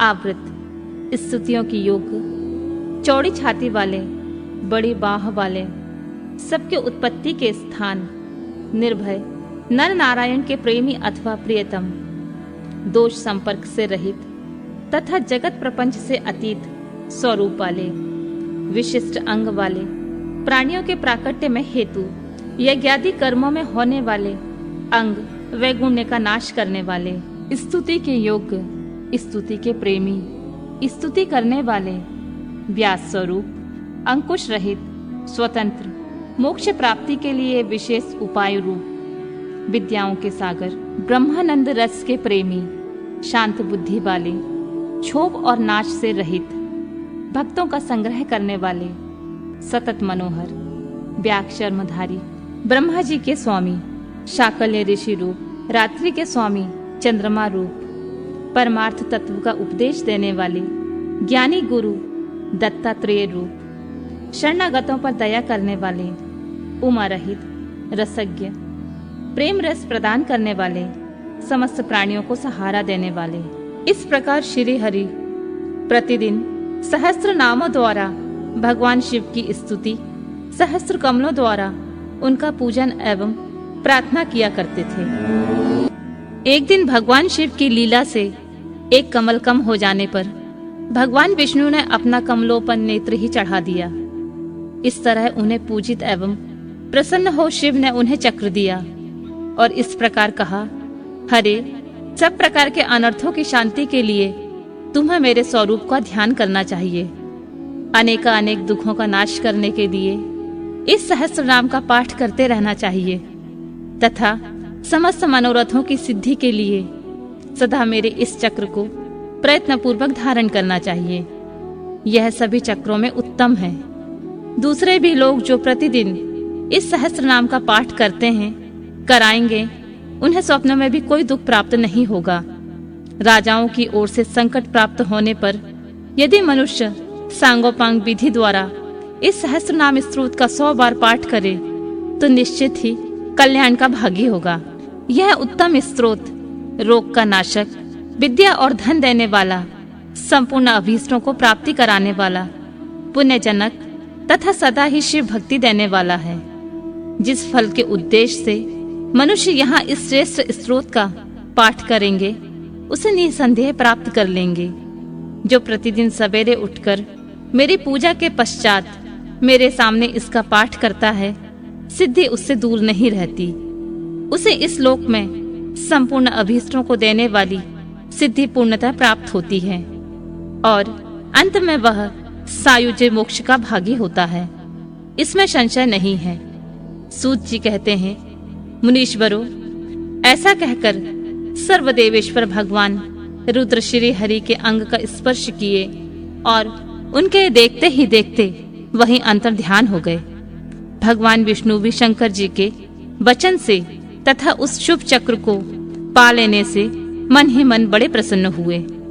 फिर वे प्रतिदिन शंभु के ध्यान पूर्वक इस स्तोत्र का पाठ करने लगे। उन्होंने अपने भक्तों को भी इसका उपदेश दिया। तुम्हारे प्रश्न के अनुसार मैंने यह प्रसंग सुनाया है जो श्रोताओं के पाप को हर लेने वाला है। अब और क्या सुनना चाहते हो? अगला अध्याय भगवान शिव को संतुष्ट करने वाले व्रतों का वर्णन, शिवरात्रि व्रत की विधि एवं महिमा का कथन। तदनंतर ऋषियों के पूछने पर सूत जी ने शिव जी की आराधना के द्वारा उत्तम एवं मनोवांछित फल प्राप्त करने वाले बहुत से महान स्त्री पुरुषों के नाम बताए।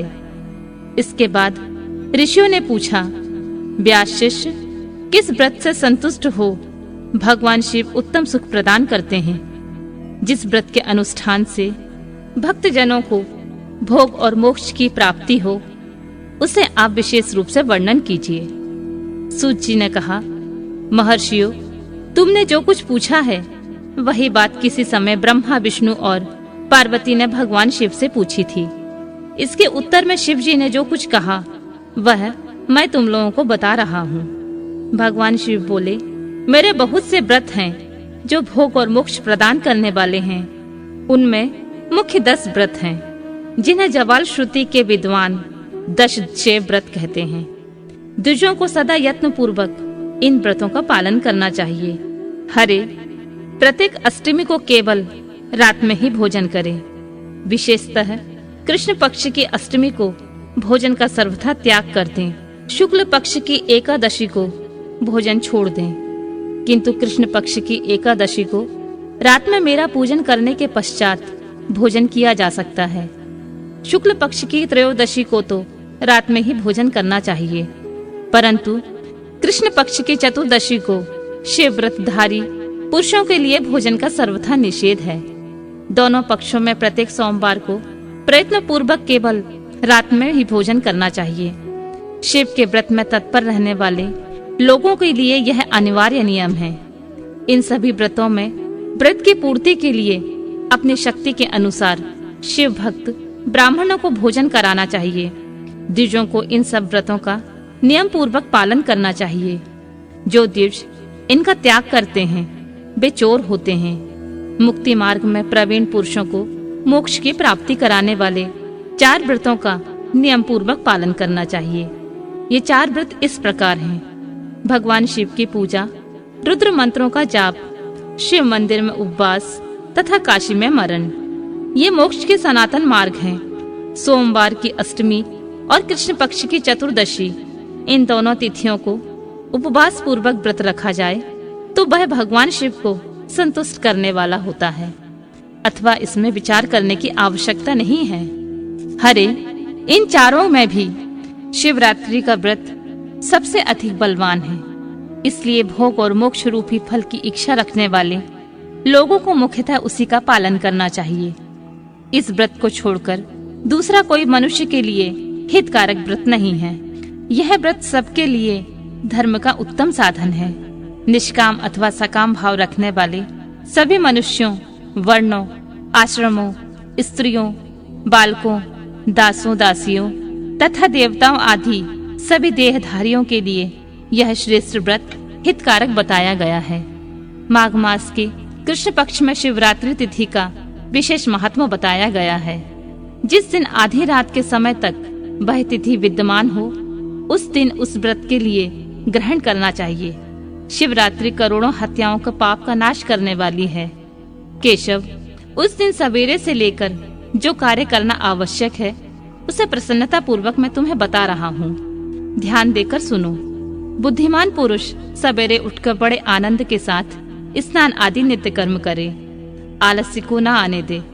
फिर शिवालय में जाकर शिवलिंग का विधिवत पूजन करके मुझ शिव को नमस्कार करने के पश्चात उत्तम रीति से संकल्प करें। देवादिदेव महादेव नीलकंठ, आपको नमस्कार है देव। मैं आपके शिवरात्रि व्रत का अनुष्ठान करना चाहता हूँ। देवेश्वर, आपके प्रभाव से यह व्रत किए बिना किसी विघ्न बाधा को पूर्ण हो, यह काम आदि शत्रु मुझे पीड़ा न दें। ऐसा संकल्प करके पूजन सामग्री का संग्रह करें और उत्तम स्थान में जो शास्त्र प्रसिद्ध शिवलिंग हो उसके पास रात में जाकर स्वयं उत्तम विधि विधान का संपादन करें। फिर शिव के दक्षिण या पश्चिम भाग में सुंदर स्थान पर उसके निकट ही पूजा के लिए संचित सामग्री को रखें। तदनंतर श्रेष्ठ पुरुष फिर वहां स्नान करे। स्नान के बाद सुंदर वस्त्र और उपवस्त्र धारण करके 3 बार आचमन करने के पश्चात पूजन आरंभ करें। जिस मंत्र के लिए जो द्रव्य नियत हो उस मंत्र को पढ़कर उसी द्रव्य के द्वारा पूजा करनी चाहिए। बिना मंत्र के महादेव की पूजा नहीं करनी चाहिए। गीत, वाद्य, नृत्य आदि के साथ भक्ति भाव से संपन्न हो रात्रि के प्रथम पहर में पूजन करके विद्वान पुरुष मंत्र का जाप करें। यदि मंत्रज्ञ पुरुष उस समय श्रेष्ठ पार्थिव लिंग का निर्माण करें तो नित्य कर्म करने के पश्चात पार्थिव लिंग का ही पूजन करें। पहले पार्थिव बनाकर पीछे उसकी विधिवत स्थापना करें। फिर पूजन के पश्चात नाना प्रकार के स्तोत्रों द्वारा भगवान वृषभध्वज को संतुष्ट करें। बुद्धिमान पुरुष को चाहिए कि उस समय शिवरात्रि व्रत के महत्व का पाठ करें। श्रेष्ठ भक्त अपने व्रत की पूर्ति के लिए उस महात्मा को श्रद्धा पूर्वक सुने। रात्रि के चारों पहरों में 4 पार्थिव लिंगों का निर्माण करके आवाहन से लेकर विसर्जन तक क्रमशः उनकी पूजा करें और बड़े उत्सव के साथ प्रसन्नता पूर्वक जागरण करें। प्रातःकाल स्नान करके पुनः वहां पार्थिव शिव की स्थापना और पूजन करें। इस तरह व्रत को पूरा करके हाथ जोड़ के मस्तक झुकाकर बारंबार नमस्कार पूर्वक भगवान शंभु से इस प्रकार प्रार्थना करें। महादेव, आपकी आज्ञा से मैंने जो यह व्रत ग्रहण किया था, स्वामिन, वह परम उत्तम व्रत पूर्ण हो गया है। अतः अब उसका विसर्जन करता हूँ। देवेश्वर सर्व यथाशक्ति किए गए इस व्रत से आप आज मुझ पर कृपा करके संतुष्ट हो।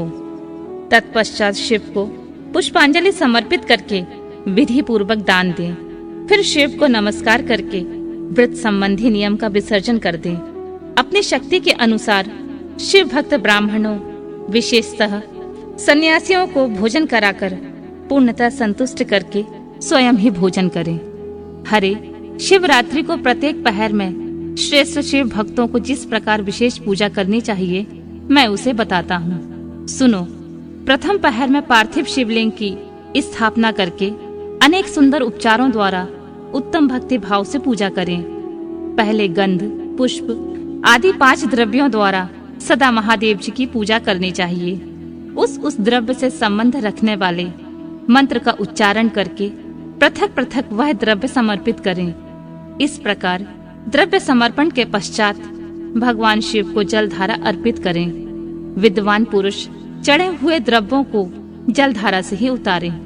जलधारा के साथ साथ 108 मंत्र का जाप करके वहां निर्गुण सगुण रूप शिव का पूजन करें। गुरु से प्राप्त हुए मंत्र द्वारा भगवान शिव की पूजा करें। अन्यथा नाम मंत्र द्वारा सदा शिव का पूजन करना चाहिए। विचित्र चंदन, अखंड चावल और काले तिलों से परमात्मा शिव की पूजा करनी चाहिए। कमल और कनेर के फूल चढ़ाने चाहिए। 8 नाम मंत्रों द्वारा शंकर जी को पुष्प समर्पित करें। वे 8 नाम इस प्रकार हैं: भव, शर्व, रुद्र, पशुपति, उग्र, महान, भीम और ईशान। इनके आरंभ में श्री और अंत में चतुर्थी विभक्ति जोड़कर श्री भवाय नमः इत्यादि नाम मंत्रों द्वारा शिव का पूजन करें। पुष्प समर्पण के पश्चात धूप, दीप और नैवेद्य निवेदन करें। पहले पहर में विद्वान पुरुष नैवेद्य के लिए पकवान बनवा लें। फिर श्री फल युक्त विशेषार्घ्य देकर तांबूल समर्पित करें। तदनंतर नमस्कार और ध्यान करके गुरु के दिए हुए मंत्र का जप करें। गुरु दत्त मंत्र ना हो तो पंचाक्षर नमः शिवाय मंत्र के जप से भगवान शंकर को संतुष्ट करें। धेनु मुद्रा दिखाकर उत्तम जल से तर्पण करें। पश्चात अपनी शक्ति के अनुसार 5 ब्राह्मणों को भोजन कराने का संकल्प करें। फिर जब तक पहला प्रहर पूरा ना हो तब तक महान उत्सव करता रहे। दूसरा प्रहर आरंभ होने पर पुनः पूजन के लिए संकल्प करें, अथवा एक ही समय चारों प्रहरों के लिए संकल्प करके पहले प्रहर की भांति पूजा करता रहे। पहले पूर्वोक्त द्रव्यों से पूजन करके फिर जल धारा समर्पित करे। प्रथम प्रहर की अपेक्षा दुगने मंत्रों का जप करके शिव की पूजा करे। पूर्वोक्त तिल, जौ तथा कमल पुष्पों से शिव की अर्चना करे। विशेषतः बिल्व पत्रों से परमेश्वर शिव का पूजन करना चाहिए। दूसरे प्रहर में बिजौरा नींबू के साथ अर्घ देकर खीर का नैवेद्य निवेदन करें। जनार्दन, इसमें पहले की अपेक्षा मंत्रों की दुगनी आवृत्ति करनी चाहिए। फिर ब्राह्मणों को भोजन कराने का संकल्प करें। शेष सब बातें पहले की भांति ही तब तक करता रहे जब तक दूसरा प्रहर पूरा ना हो जाए। तीसरा प्रहर के आने पर पूजन तो पहले के ही समान करें, किंतु जौ के स्थान पर गेहूं का उपयोग करें और आग के फूल चढ़ाएं। उसके बाद नाना प्रकार के धूप एवं दीप देकर पुए का नैवेद्य भोग लगाएं। उसके साथ भांति भांति के शाक भी अर्पित करें। इस प्रकार पूजन करके कपूर से आरती उतारें। अनार के फल के साथ अर्घ देकर और दूसरे प्रहर की अपेक्षा दुगना मंत्र जप करें। तदनंतर दक्षिणा सहित ब्राह्मण भोजन का संकल्प करें और तीसरे प्रहर के पूरा होने तक पूर्ववत उत्सव करता रहे। चौथा प्रहर आने पर तीसरे प्रहर की पूजा का विसर्जन कर दें। पुनः आवाहन आदि करके विधिवत पूजा करें। उड़द, कंगनी, मूंग, सप्तधान्य, शंखी पुष्प तथा बिल्व पत्रों से परमेश्वर शंकर का पूजन करें। उस प्रहर में भांति भांति की मिठाइयों का नैवेद्य लगाएं अथवा उड़द के बड़े आदि बनाकर उनके द्वारा सदाशिव को संतुष्ट करें। केले के फल के साथ अथवा अन्य विविध फलों के साथ शिव को अर्घ्य दें। तीसरे प्रहर की अपेक्षा दूना मंत्र जप करें और यथाशक्ति ब्राह्मण भोजन का संकल्प करें। गीत, वाद्य तथा नृत्य से शिव की आराधना पूर्वक समय बिताएं। भक्तजनों को तब तक महान उत्सव करते रहना चाहिए जब तक अरुणोदय न हो जाए। अरुणोदय होने पर पुनः स्नान करके भांति भांति के पूजनोपचारों द्वारा, उपहारों द्वारा शिव की अर्चना करें। तत्पश्चात अपना अभिषेक कराएं, नाना प्रकार के दान दें और प्रहर की संख्या के अनुसार ब्राह्मणों तथा सन्यासियों को अनेक प्रकार के भोज्य पदार्थों का भोजन कराएं। फिर शंकर जी को नमस्कार करके पुष्पांजलि दें और बुद्धिमान पुरुष उत्तम स्तुति करके निम्नलिखित मंत्रों से प्रार्थना करें। सुखदायक कृपा निधान शिव, मैं आपका हूँ, मेरे प्राण आप में ही लगे हैं और मेरा चित्त सदा आपका ही चिंतन करता है। यह जानकर आप जैसा उचित समझें वैसा करें। भूतनाथ, मैंने जानकर या अनजाने में जो जप और पूजन आदि किया है उसे समझकर दया सागर होने के नाते ही आप मुझ पर प्रसन्न हो। इस उपवास व्रत से जो फल हुआ है उसी से सुखदायक भगवान शंकर मुझ पर प्रसन्न हो। महादेव, मेरे कुल में सदा आपका भजन होता रहे। जहाँ के आप इष्ट देवता ना हो उस कुल में मेरा कभी जन्म ना हो। इस प्रकार प्रार्थना करने के पश्चात भगवान शिव को पुष्पांजलि अर्पित करके ब्राह्मणों से तिलक और आशीर्वाद ग्रहण करें। तदनंतर शंभु का विसर्जन करें। जिसने इस प्रकार व्रत किया हो उससे मैं दूर नहीं रहता। इस व्रत के फल का वर्णन नहीं किया जा सकता। मेरे पास ऐसी कोई वस्तु नहीं है जिसे शिवरात्रि व्रत करने वाले के लिए मैं ना दे डालूं। जिसके द्वारा अनायास ही इस व्रत का पालन हो गया उसके लिए भी अवश्य ही मुक्ति का बीज बो दिया गया। मनुष्यों को प्रतिमास भक्ति पूर्वक शिवरात्रि व्रत करना चाहिए। तत्पश्चात इसका उद्यापन करके मनुष्य सांगोपांग फल लाभ प्राप्त करता है। इस व्रत का पालन करने से मैं शिव निश्चय ही उपासक के समस्त दुखों का नाश कर देता हूँ और उसे भोग मोक्ष आदि संपूर्ण मनोवांछित फल प्रदान करता हूँ। सूत जी कहते हैं, महर्षियों, भगवान शिव का यह अत्यंत हितकारक और अद्भुत वचन सुनकर श्री विष्णु अपने धाम को लौट आए। उसके बाद इस उत्तम व्रत का अपना हित चाहने वाले लोगों में प्रचार हुआ। किसी समय केशव ने नारद जी से भोग और मोक्ष देने वाले इस दिव्य शिवरात्रि व्रत का वर्णन किया था।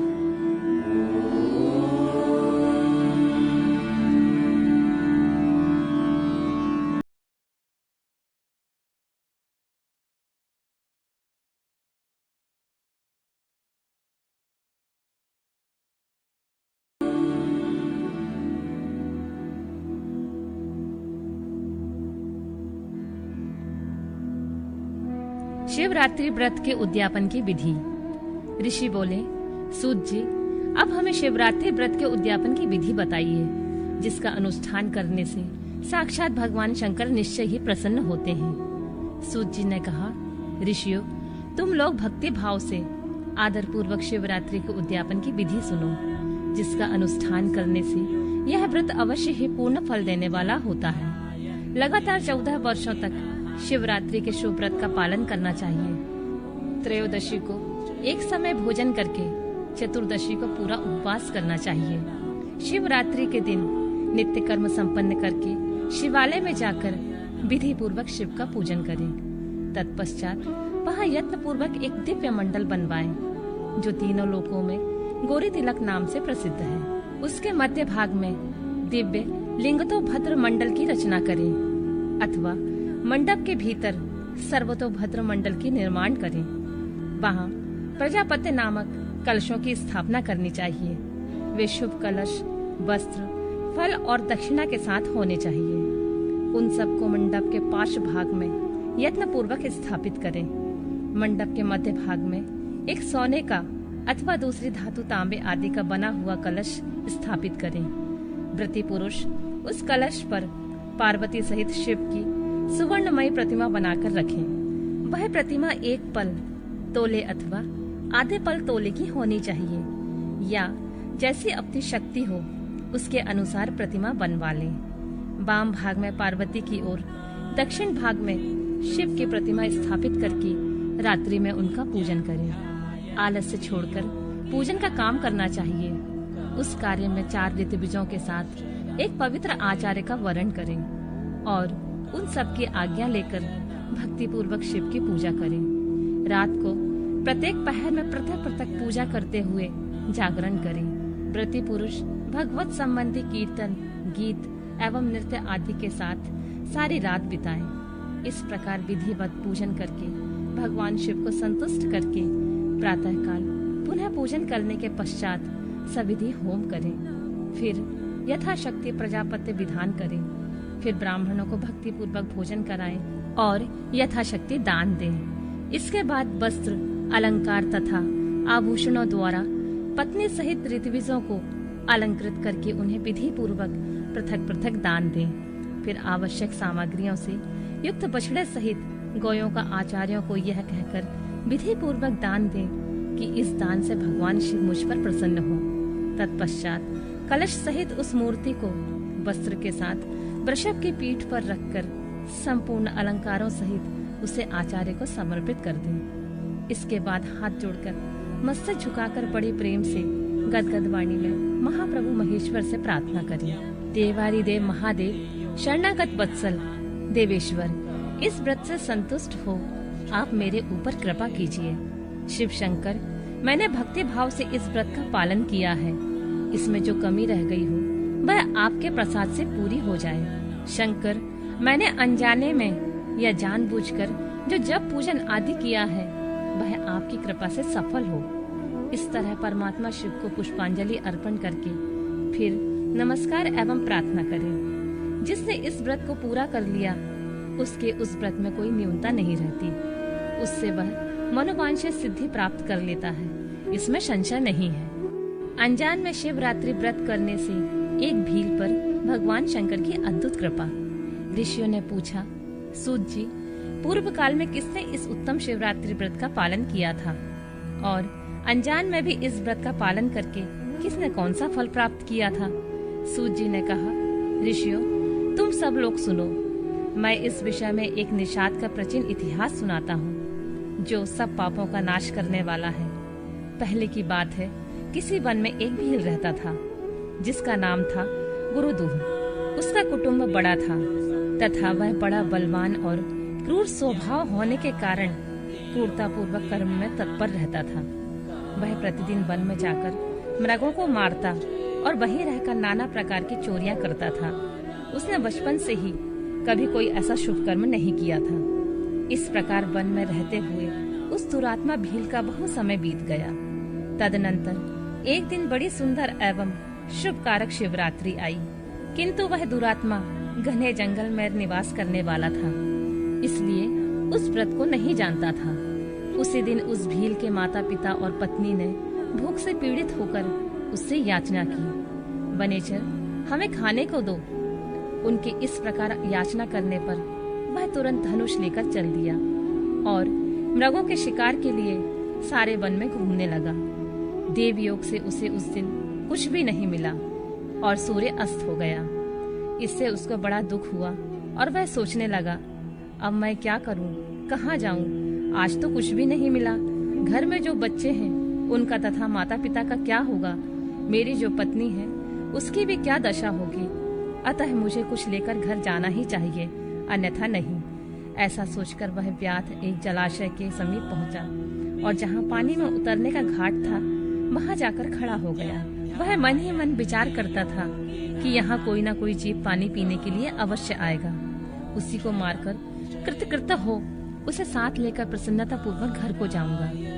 ऐसा निश्चय करके वह ब्याग एक बेल के पेड़ पर चढ़ गया और वही जल साथ लेकर बैठ गया। उसके मन में केवल यही चिंता थी कि कब कोई प्राणी आए और मैं उसे मारूं।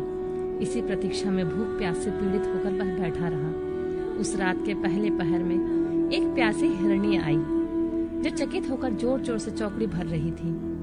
ब्राह्मण उस मृगी को देखकर ब्याग को बड़ा हर्ष हुआ। उसने तुरंत ही उसके वध के लिए अपने धनुष पर एक बाण का संघान किया। ऐसे करते हुए उसके हाथ के धक्के से थोड़ा सा जल और बिल्व पत्र नीचे गिर पड़े। उस पेड़ के नीचे शिवलिंग था। उक्त जल और बिल्व पत्र से शिव की प्रथम पहर की पूजा तो संपन्न हो गई। उस पूजा के महात्म से उस ब्याग का बहुत सा पातक तत्काल नष्ट हो गया। वहां होने वाली खड़खड़ाहट की आवाज को सुनकर हिरणी ने भय से ऊपर की ओर देखा। ब्याग को देखते ही वह व्याकुल हो गई और बोली, ब्याग, तुम क्या करना चाहते हो? मेरे सामने सच सच बताओ। हिरणी की बात सुनकर ब्याग ने कहा, आज मेरे कुटुंब के लोग भूखे हैं, अतः तुमको मारकर उनकी भूख मिटाऊंगा, उन्हें तृप्त करूंगा। ब्याग का वह दारुण वचन सुनकर तथा जिसे रोकना कठिन था उस दुष्ट भील को बाण ताने देखकर मृगी सोचने लगी कि अब मैं क्या करूं, कहाँ जाऊं? अच्छा, कोई उपाय रचती हूँ। ऐसा विचार कर उसने वहाँ इस प्रकार कहा। मृगी बोली, भील, मेरे मांस से तुमको सुख होगा। यह अनर्थकारी शरीर के लिए इससे अधिक महान पुण्य का कार्य और क्या हो सकता है? उपकार करने वाले प्राणी को इस लोक में जो पुण्य प्राप्त होता है उसका 100 वर्षों में भी वर्णन नहीं किया जा सकता। परंतु इस समय मेरे सब बच्चे मेरे आश्रम में ही हैं। मैं उन्हें अपनी बहन को अथवा स्वामी को सौंपकर लौट आऊंगी। वनेचर, तुम मेरी इस बात को मिथ्या न समझो। मैं फिर तुम्हारे पास लौट आऊंगी, इसमें कोई संशय नहीं है। सत्य से ही धरती टिकी हुई है, सत्य से ही समुद्र अपनी मर्यादा में स्थित है और सत्य से ही निर्झरों में जल की धाराएं गिरती रहती हैं। सत्य में ही सब कुछ स्थित है। सूत जी कहते हैं, मृगी के ऐसा कहने पर जब ब्याग ने उसकी बात नहीं मानी तब उसने अत्यंत विस्मित एवं भयभीत हो पुनः इस प्रकार कहना आरंभ किया। ब्याज, सुनो, मैं तुम्हारे सामने ऐसी शपथ खाती हूँ जिससे घर जाने में अवश्य तुम्हारे पास लौट आऊंगी। ब्राह्मण यदि वेदी बेचे और तीनों काल संध्या न करे तो उसे जो पाप लगता है, पति की आज्ञा का उल्लंघन करके स्वेच्छा अनुसार कार्य करने वाली स्त्रियों को जिस पाप की प्राप्ति होती है, किए हुए उपकार को ना मानने वाले, भगवान शंकर से विमुख रहने वाले, दूसरों से द्रोह करने वाले, धर्म को लांघने वाले तथा विश्वासघात और छल करने वाले लोगों को जो पाप लगता है, उसी पाप से मैं भी लिप्त हो जाऊं यदि लौटकर यहाँ ना आऊं। इस तरह अनेक शपथ खाकर जब मृगी चुपचाप खड़ी हो गई तब उस व्याध ने उस पर विश्वास करके कहा, अच्छा, अब तुम अपने घर को जाओ। तब वह मृगी बड़े हर्ष के साथ पानी पीकर अपने आश्रम मंडल में गई। इतने में ही रात का पहला पहर ब्याग के जागते ही जागते बीत गया। तब उस हिरणी की बहन दूसरी मृगी जिसका पहले ने स्मरण किया था, उसी की राह देखती हुई जल पीने के लिए वहां आ गई। उसे देखकर भील ने स्वयं वाण को तरकस से खींचा। ऐसा करते समय पुनः पहले की भांति भगवान शिव के ऊपर जल और बिलपत्र गिरे। उसके द्वारा महात्मा शंभु की दूसरे पहर की पूजा संपन्न हो गई। यद्यपि वह प्रसंगवश ही हुई थी तो भी ब्याग के लिए सुखदायिनी हो गई। मृगी ने उसे बाण खींचते हुए देख पूछा, वनेचर, यह क्या करते हो? ब्याग ने पूर्ववत उत्तर दिया, मैं अपने भूखे कुटुंब को तृप्त करने के लिए तुझे मारूंगा।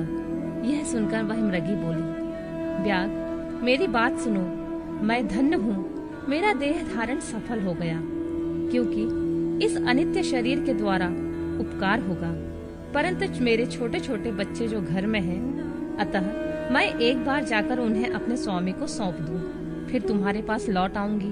ब्याग बोला, तुम्हारी बात पर मुझे विश्वास नहीं है, मैं तुझे मारूंगा, इसमें संशय नहीं है। यह सुनकर वह हिरणी भगवान विष्णु की शपथ खाती हुई बोली, ब्याग, मैं जो कुछ कहती हूँ उसे सुनो। यदि मैं लौट कर ना आऊं और अपना सारा पुण्य हार जाऊं, क्योंकि जो वचन देकर उसे पलट जाता है वह अपने पुण्य को हार जाता है। जो पुरुष अपनी विवाहित स्त्री को त्याग कर दूसरे के पास जाता है, वैदिक धर्म का उल्लंघन करके कपोल कल्पिक धर्म पर चलता है, भगवान विष्णु का भक्त होकर शिव की निंदा करता है, माता पिता की निधन तिथि को श्राद्ध आदि न करके उसे सूना बिता देता है तथा मन में संताप का अनुभव करके अपने दिए हुए वचन को पूरा करता है, ऐसे लोगों को जो पाप लगता है वही मुझे भी लगे यदि मैं लौटकर ना आऊं। सूत जी कहते हैं, उसके ऐसा कहने पर व्याध ने उस मृगी से कहा, जाओ। मृगी जल पीकर हर्ष पूर्वक अपने आश्रम को गई। इतने में ही रात का दूसरा प्रहर भी व्याध के जागते जागते बीत गया। इसी समय तीसरा प्रहर आरंभ हो जाने पर मृगी के लौटने में बहुत विलंब हुआ जान चकित हो व्याध उसकी खोज करने लगा। इतने में ही उसने जल के मार्ग में एक हिरण को देखा। वह बड़ा हष्ट पुष्ट था। उसे देखकर वनेचर को बड़ा हर्ष हुआ और वह धनुष पर बाण रखकर उसे मार डालने के लिए उद्यत हुआ। ऐसा करते समय उसके प्रारब्धवश कुछ जल और बिल्वपत्र शिवलिंग पर गिरे। उससे उसके सौभाग्य से भगवान शिव के तीसरे प्रहर की पूजा संपन्न हो गई। इस तरह भगवान ने उस पर अपनी दया दिखाई। पत्तों के गिरने आदि का शब्द सुनकर उस मृग ने व्याध की ओर देखा और पूछा, क्या करते हो? व्याध ने उत्तर दिया, मैं अपने कुटुंब को भोजन देने के लिए तुम्हारा वध करूंगा। व्याध की यह बात सुनकर हिरण के मन में बड़ा हर्ष हुआ और तुरंत ही व्याध से इस प्रकार बोला, मैं धन्य हूँ, मेरा हष्ट पुष्ट होना सफल हो गया, क्योंकि मेरे शरीर से आप लोगों को जो तृप्ति होगी, जिसका शरीर परोपकार के काम नहीं आता, उसका यह सब कुछ व्यर्थ चला गया। जो सामर्थ्य रहते हुए भी किसी का उपकार नहीं करता, उसके वह सामर्थ्य व्यर्थ चली जाती है तथा वह परलोक में नरकगामी होता है। परंतु एक बार मुझे जाने दो, मैं अपने बालकों को उनकी माता के हाथ में सौंपकर उन सबको धीरज बंधाकर यहाँ लौट आऊंगा। ऐसा कहने पर व्याध मन ही मन बड़ा विस्मित हुआ। उसका हृदय कुछ शुद्ध हो गया था और उसके सारे पाप पुण्य नष्ट हो चुके थे। उसने इस प्रकार कहा। व्याध बोला, जो जो यहाँ आए वे सब तुम्हारी ही तरह बातें बनाकर चले गए, परंतु वे वंचक अभी तक यहाँ नहीं लौटे हैं। मृग, तुम भी इस समय संकट में हो, इसलिए झूठ बोलकर चले जाओगे, फिर आज मेरा जीवन निर्वाह कैसे होगा? मृग बोला, व्याध, मैं जो कुछ कहता हूँ उसे सुनो। मुझ में असत्य नहीं है। सारा चराचर ब्रह्मांड सत्य से ही तो टिका हुआ है। जिसकी वाणी झूठी होती है उसका पुण्य उसी क्षण नष्ट हो जाता है। तथापि भील, तुम मेरी सच्ची प्रतिज्ञा सुनो। संध्या काल में मैथुन तथा शिवरात्रि के दिन भोजन करने से जो पाप लगता है, झूठी गवाही देने से, धरोहर को हड़प लेने से तथा संध्या न करने से दुष्ट को जो पाप होता है, वही पाप मुझे भी लगे यदि मैं लौटकर ना आऊं। जिसके मुख से कभी शिव का नाम नहीं निकलता, जो सामर्थ्य रहते हुए भी दूसरों का उपकार नहीं करता, पर्व के दिन श्रीफल तोड़ता, अवक्ष भक्षण करता तथा शिव की पूजा किए बिना और भस्म लगाए बिना भोजन कर लेता है, इन सब का पातक मुझे लगे यदि मैं लौटकर ना आऊं। सूत जी कहते हैं, उसकी बात सुनकर व्याध ने कहा, जाओ शीघ्र लौटना। व्याध के ऐसा कहने पर मृग पानी पीकर चला गया। वे सब अपने आश्रम पर मिले। तीनों ही प्रतिज्ञाबद्ध हो चुके थे। आपस में एक दूसरे के वृतांत को भली भांति सुनकर सत्य के पाश से बंधे हुए उन सब ने यही निश्चय किया कि यहाँ अवश्य जाना चाहिए। इस निश्चय के बाद वहाँ बालकों को आश्वासन देकर वे सब के सब जाने के लिए उत्सुक हो गए। उस समय जेठी मृगी ने वहाँ अपने स्वामी से कहा, स्वामिन, आपके बिना यहाँ बालक कैसे रहेंगे? प्रभु, मैंने ही वहाँ पहले जाकर प्रतिज्ञा की है, इसलिए केवल मुझे ही जाना चाहिए। आप दोनों यहीं रहें। उसकी यह बात सुनकर छोटी मृगी बोली, बहन, मैं तुम्हारी सेविका हूँ, इसलिए आज मैं ही व्याध के पास जाती हूँ, तुम यहीं रहो।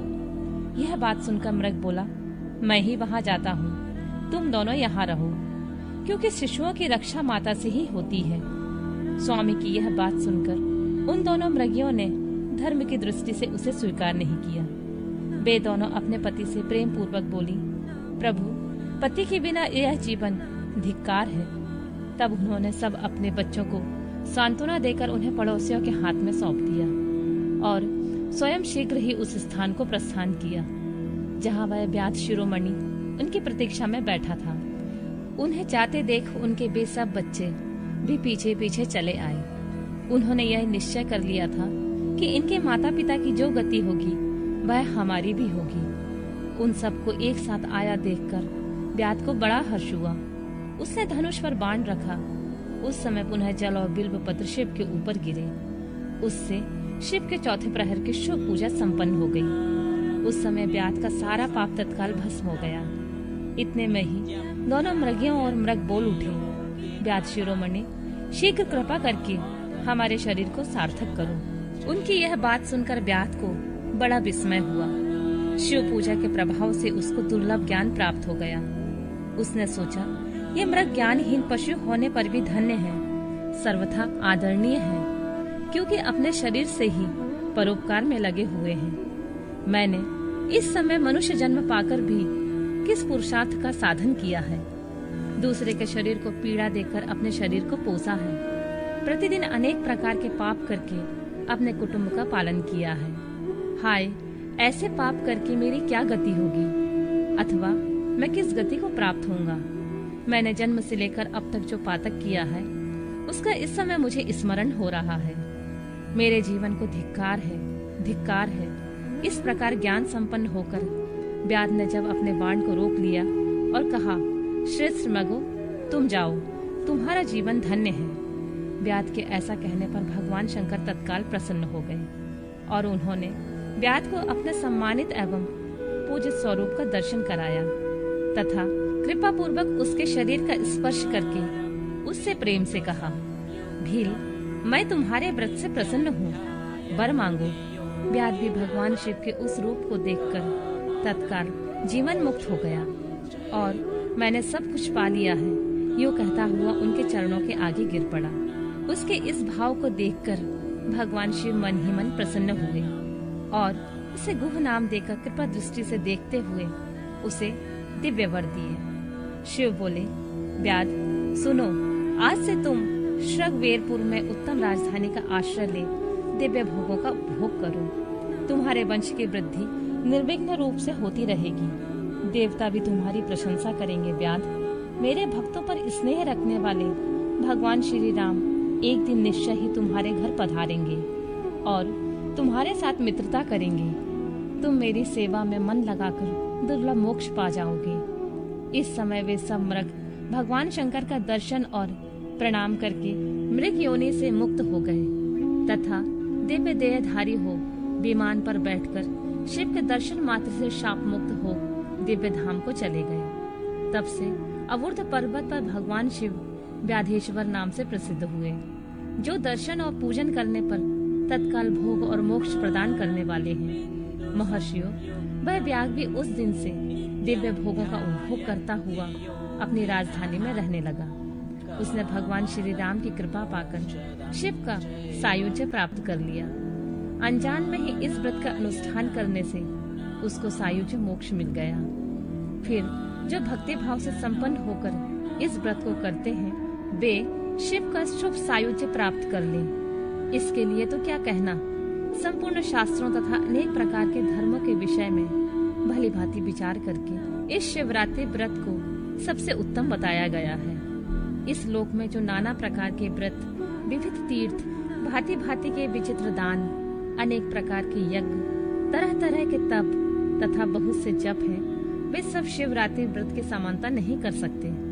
इसलिए अपना हित चाहने वाले मनुष्यों को इस शुभतर व्रत का अवश्य पालन करना चाहिए। यह शिवरात्रि व्रत दिव्य है, इससे सदा भोग और मोक्ष की प्राप्ति होती है। महर्षियों, यह शुभ शिवरात्रि व्रत वृतराज के नाम से विख्यात है। इसके विषय में सब बातें मैंने तुम्हें बता दी हैं। अब और क्या सुनना चाहते हो?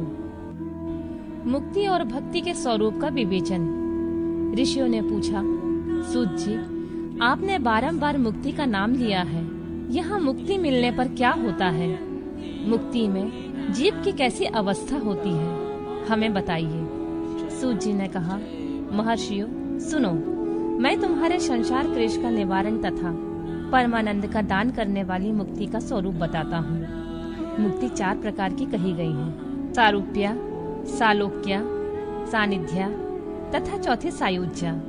इस शिवरात्रि व्रत से सब प्रकार की मुक्ति सुलभ हो जाती है। जो ज्ञान रूप अविनाशी साक्षी ज्ञान गंभीर और द्वैत रहित साक्षात शिव हैं, वे ही यहाँ केवल मोक्ष के तथा धर्म अर्थ और काम रूप त्रिवर्ग के दाता हैं।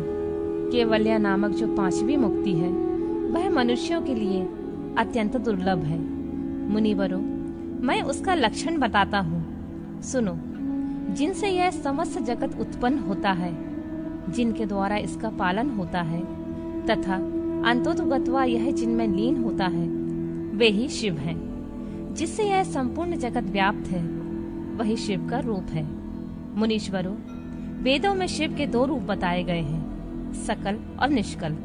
शिव तत्व सत्य, ज्ञान, अनंत एवं सच्चिदानंद नाम से प्रसिद्ध है। निर्गुण, उपाधि रहित, अविनाशी, शुद्ध एवं निरंजन निर्मल है। वह न लाल है, न पीला है, न सफेद है, न नीला है, न छोटा है, न बड़ा है, न मोटा है, न महीन। जहाँ से मन सहित वाणी उसे न पाकर लौट आती है, वह परब्रह्म परमात्मा ही शिव कहलाता है। जैसे आकाश सर्वत्र व्यापक है, उसी प्रकार यह शिव तत्व भी सर्वव्यापी है। यह माया से परे, संपूर्ण द्वंद्वों से रहित तथा मत्सरत सा शून्य परमात्मा है। यह शिव ज्ञान का उदय होने से निश्चय ही उसकी प्राप्ति होती है, अथवा दूजो सूक्ष्म बुद्धि के द्वारा शिव का ही भजन ध्यान करने से सत्पुरुषों को शिव पद की प्राप्ति होती है। संसार में ज्ञान प्राप्ति अत्यंत कठिन है, परंतु भगवान का भजन अत्यंत सुकर माना गया है। इसलिए संत शिरोमणि पुरुष मुक्ति के लिए भी शिव का भजन करते हैं। ज्ञान स्वरूप मोक्षदाता परमात्मा शिव भजन के अधीन है। भक्ति से बहुत से पुरुष सिद्धि लाभ करके प्रसन्नता पूर्वक परम मोक्ष पा गए हैं। भगवान शंभु की शक्ति ज्ञान की जननी मानी गई है, जो सदा भोग और मोक्ष देने वाली होती है। वह साधु महापुरुषों की कृपा प्रसाद से सुलभ होती है। उत्तम प्रेम का अंकुर ही उसका लक्षण है। दूजो, वह भक्ति भी सगुण और निर्गुण के भेद से 2 प्रकार की जाननी चाहिए। फिर वैधि और स्वाभाविकी, ये 2 प्रकार के भेद होते हैं। इनमें वैधि की अपेक्षा स्वाभाविकी श्रेष्ठ मानी गई है। इनके सिवा नैष्टिकी और अनैष्टिकी के भेद से भक्ति 2 प्रकार की बताई गई है। नैष्टिकी भक्ति 6 प्रकार की जाननी चाहिए और अनैष्टिकी 1 प्रकार की। फिर विहिता और अभिहिता के भेद से विद्वानों ने उसके अनेक प्रकार माने हैं। उनके बहुत से भेद होने के कारण यहाँ विस्तृत वर्णन नहीं किया जा रहा है। उन दोनों प्रकार की भक्तियों के श्रवण आदि भेद से 9 अंग जानने चाहिए। भगवान की कृपा के बिना इन भक्तियों का संपादन होना कठिन है और उनकी कृपा से सुगमता पूर्वक इसका साधन होता है। दूजो, भक्ति और ज्ञान को शंभु ने एक दूसरे से भिन्न नहीं बताया है, इसलिए उनमें भेद नहीं करना चाहिए। ज्ञान और भक्ति दोनों के ही साधक को सदा सुख मिलता है। ब्राह्मणों, जो भक्ति का विरोधी होता है उसे ज्ञान की प्राप्ति नहीं होती। भगवान शिव की भक्ति करने वाले को ही शीघ्रता पूर्वक ज्ञान प्राप्त होता है। अतः मुनीश्वरों, महेश्वर की भक्ति का साधन करना आवश्यक है। उसी से सबकी सिद्धि होती है, इसमें कोई संशय नहीं है। महर्षियों, तुमने जो कुछ पूछा था उसी का मैंने वर्णन किया है। इस प्रसंग को सुनकर मनुष्य सब पापों से निसंदेह मुक्त हो जाता है। शिव, विष्णु, रुद्र और ब्रह्मा के स्वरूप का विवेचन। ऋषियों ने पूछा, शिव कौन है, विष्णु कौन है, रुद्र कौन है और ब्रह्मा कौन है? इन सब में निर्गुण कौन है? हमारे इस संदेह का आप निवारण कीजिए। सूत जी ने कहा, महर्षियों, वेद और वेदांत के विद्वान ऐसा मानते हैं कि निर्गुण परमात्मा से सर्वप्रथम जो सगुण रूप प्रकट हुआ उसी का नाम शिव है। शिव से पुरुष सहित प्रकृति की उत्पत्ति हुई। उन दोनों ने मूल स्थान में स्थित जल के भीतर तप किया। वह स्थान पंचक्रोशी काशी के नाम से विख्यात है, जो भगवान शिव को अत्यंत प्रिय है।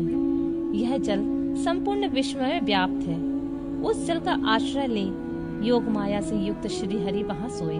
नार अर्थात जल को अयन निवास स्थान बनाने के कारण फिर नारायण नाम से प्रसिद्ध हुए और प्रकृति नारायणी कहलाई।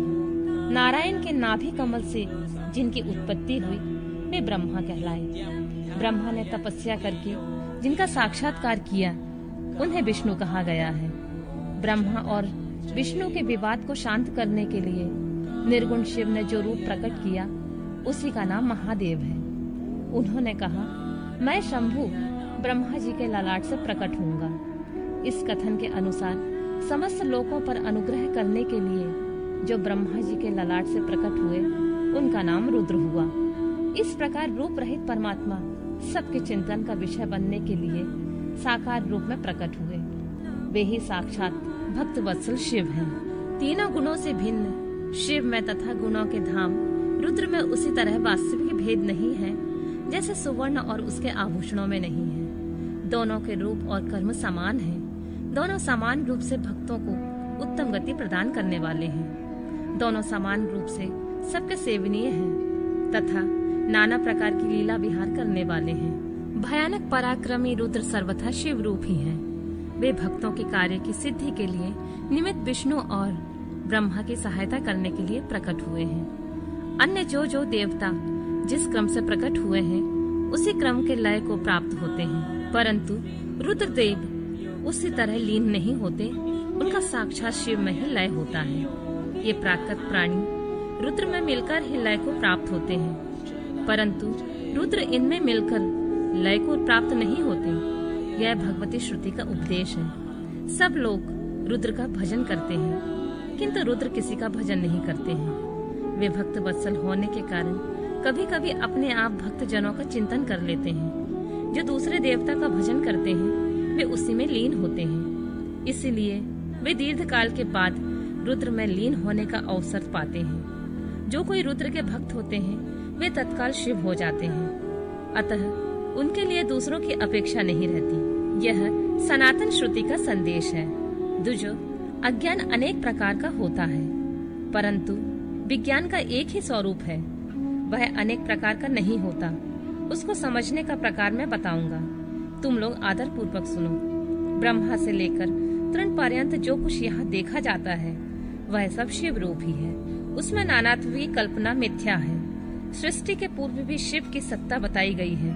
सृष्टि के मध्य में भी शिव विराज रहे हैं। सृष्टि के अंत में भी शिव रहते हैं और जब सब कुछ शून्यता में परिणित हो जाता है उस समय भी शिव की सत्ता रहती ही है। अतः मुनीश्वरों, शिव को ही चतुर्गुण कहा गया है। वे ही शिव शक्तिमान होने के कारण सगुण जानने योग्य हैं। इस प्रकार वे सगुण निर्गुण के भेद से दो प्रकार के हैं। जिस शिव ने भगवान विष्णु को संपूर्ण सनातन वेद, अनेक वर्ण, अनेक मात्रा तथा अपना ध्यान एवं पूजन दिए हैं, वे ही संपूर्ण विद्याओं के ईश्वर हैं। ऐसी सनातन श्रुति है। अतएव शंभु को वेदों का प्राकट्य कर्ता तथा वेदपति कहा गया है। वे ही सब पर अनुग्रह करने वाले साक्षात शंकर हैं। कर्ता, भर्ता, हर्ता, साक्षी तथा निर्गुण भी वे ही हैं। दूसरों के लिए काल का मान है, परंतु काल स्वरूप रुद्र के लिए काल की कोई गणना नहीं है, क्योंकि वे साक्षात स्वयं महाकाल हैं और महाकाली उनके आश्रित हैं। ब्राह्मण रुद्र और काली को एक से ही बताते हैं। उन दोनों ने सत्य लीला करने वाली अपनी इच्छा से सब कुछ प्राप्त किया है। शिव का कोई उत्पादक नहीं है, उनका कोई पालक और संहारक नहीं है। वे स्वयं सबके हेतु हैं और एक होकर भी अनेकता को प्राप्त हो सकते हैं और अनेक होकर भी एकता को। एक ही बीज बाहर होकर वृक्ष और फल आदि के रूप में परिणित होता हुआ पुनः बीज भाव को प्राप्त हो जाता है। इसी प्रकार शिव रूपी महेश्वर स्वयं एक से अनेक होने में हेतु है। यह उत्तम शिव ज्ञान तत्वतः बताया गया है। ज्ञानवान पुरुष ही इसको जानता है, दूसरा नहीं। मुनि बोले, सूत जी, आप लक्षण सहित ज्ञान का वर्णन कीजिए, जिसको जानकर मनुष्य शिव भाव को प्राप्त हो जाता है। सारा जगत शिव कैसे है अथवा शिव ही संपूर्ण जगत कैसे है? ऋषियों का यह प्रश्न सुनकर पौराणिक शिरोमणि सूत जी ने भगवान शिव के चरणार बिंदों का चिंतन करके उनसे कहा, शिव संबंधी तत्व ज्ञान का वर्णन तथा उनकी महिमा, कोटि रुद्र संहिता का महात्मा और उपसंहार। सूत जी ने कहा, ऋषियों, मैंने शिव ज्ञान जैसे सुना है उसे बता रहा हूँ, तुम लोग सुनो। वह अत्यंत गुहा और परम मोक्ष स्वरूप है। ब्रह्मा, नारद, सनकादि मुनि, व्यास तथा कपिल, इनके समाज में इन्हीं लोगों ने निश्चय करके ज्ञान का जो स्वरूप बताया है उसी को यथार्थ ज्ञान समझना चाहिए। संपूर्ण जगत शिवमय है। यह ज्ञान सदा अनुशीलन करने योग्य है। सर्वज्ञ विद्वान को यह निश्चित रूप से जानना चाहिए कि शिव सर्वमय है। ब्रह्मा से लेकर तृण पर्यंत जो जगत दिखाई देता है वह सब शिव ही है। वे महादेव जी ही शिव कहलाते हैं। जब उनकी इच्छा होती है तब वे इस जगत की रचना करते हैं। वे ही सबको जानते हैं, उनको कोई नहीं जानता। वे इस जगत की रचना करके स्वयं इसके भीतर प्रविष्ट होकर इससे दूर हैं। वास्तव में उनका इसमें प्रवेश नहीं हुआ है, क्योंकि वे निर्लिप्त सच्चिदानंद स्वरूप हैं। जैसे सूर्य आदि ज्योतियों का जल में प्रतिबिंब पड़ता है, वास्तव में जल के भीतर उनका प्रवेश नहीं होता, उसी प्रकार साक्षात शिव के विषय में समझना चाहिए। वस्तुतः तो वे ही स्वयं सब कुछ हैं। मतभेद ही अज्ञान है, क्योंकि शिव से भिन्न किसी द्वैत वस्तु की सत्ता नहीं है। संपूर्ण दर्शनों में मतभेद ही दिखाया जाता है, परंतु वेदांती नित्य अद्वैत तत्व का वर्णन करते हैं। जीव परमात्मा शिव का ही अंश है, परंतु अविद्या से मोहित होकर अवश हो रहा है और अपने को शिव से भिन्न समझता है। अविद्या से मुक्त होने पर वह शिव ही हो जाता है। शिव सबको व्याप्त करके स्थित है और संपूर्ण जंतुओं में व्यापक है। वे जड़ और चेतन सबके ईश्वर होकर स्वयं ही सबका कल्याण करते हैं। जो विद्वान पुरुष वेदांत मार्ग का आश्रय ले उनके साक्षात्कार के लिए साधना करता है, उससे वह साक्षात्कार रूप फल अवश्य प्राप्त होता है। व्यापक अग्नि तत्व प्रत्येक काठ में स्थित है, परंतु जो उस काठ का मंथन करता है वही असन्निग्ध रूप से अग्नि को प्रकट करके देखता है। उसी तरह जो बुद्धिमान वहाँ भक्ति आदि साधनों का अनुष्ठान करता है उसे अवश्य शिव का दर्शन प्राप्त होता है। इसमें संशय नहीं है। सर्वत्र केवल शिव है, शिव है, शिव है, दूसरी कोई वस्तु नहीं है। वे शिव भ्रम से ही सदा नाना रूपों में भासित होते हैं। जैसे समुद्र, मिट्टी अथवा सुवर्ण ये उपाधि भेद से नानात्व को प्राप्त होते हैं, उसी प्रकार भगवान शंकर भी उपाधियों से अनेक रूपों में भासते हैं। कार्य और कारण में वास्तविक भेद नहीं होता, केवल भ्रम से भरी हुई बुद्धि के द्वारा ही उसमें भेद की प्रतीति होती है। भ्रम दूर होते ही भेद बुद्धि का नाश हो जाता है। जब बीज से अंकुर उत्पन्न होता है तब वह नानात्व को प्रकट करता है, फिर अंत में वह बीज रूप में ही स्थित होता है और अंकुर नष्ट हो जाता है। ज्ञानी बीज रूप में ही स्थित है और नाना प्रकार के विकार अंकुर रूप है। उन विकार स्वरूप अंकुरों की निवृत्ति हो जाने पर पुरुष फिर ज्ञानी रूप में स्थित होता है। इसमें अन्यथा विचार नहीं करना चाहिए। सब कुछ शिव है और शिव ही सब कुछ है। शिव तथा संपूर्ण जगत में कोई भेद नहीं है। फिर क्यों कोई अनेकता देखता है और क्यों एकता ढूंढता है? जैसे एक ही सूर्य नामक ज्योति जल आदि उपाधियों में विशेष रूप से नाना प्रकार की दिखाई देती है, उसी प्रकार शिव भी है। जैसे आकाश सर्वत्र व्यापक होकर भी स्पर्श आदि बंधन में नहीं आता, उसी प्रकार व्यापक शिव भी कहीं नहीं बनते। अहंकार से युक्त होने के कारण शिव का अंश जीव कहलाता है। उस अहंकार से मुक्त होने पर वह साक्षात शिव ही है। कर्मों के भोग में लिप्त होने के कारण जीव तुच्छ है और निर्लिप्त होने के कारण शिव महान है।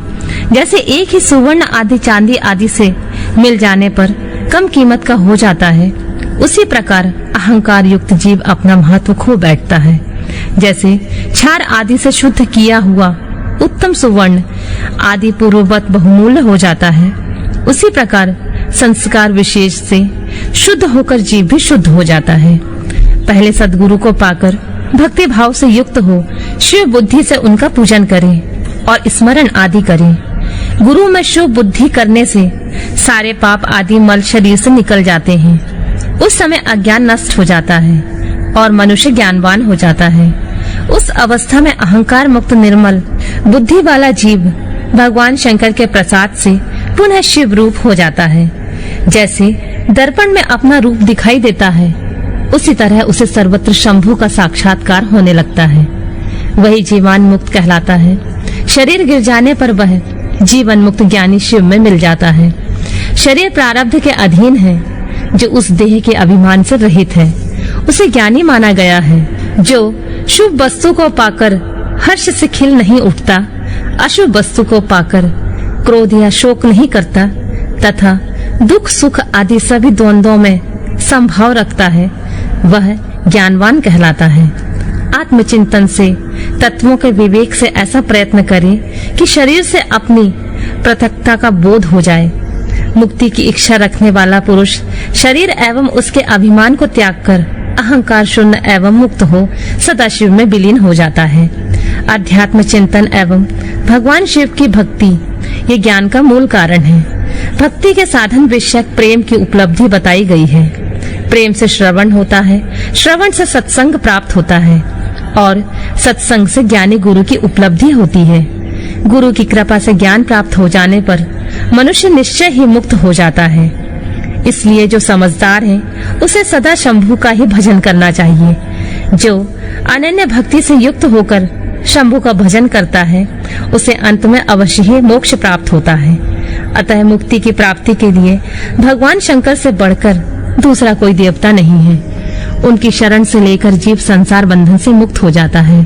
ब्राह्मणों, इस प्रकार वहाँ पधारे हुए ऋषियों ने परस्पर निश्चय करके जो यह ज्ञान की बात बताई है उसे अपनी बुद्धि के द्वारा प्रयत्न पूर्वक धारण करना चाहिए।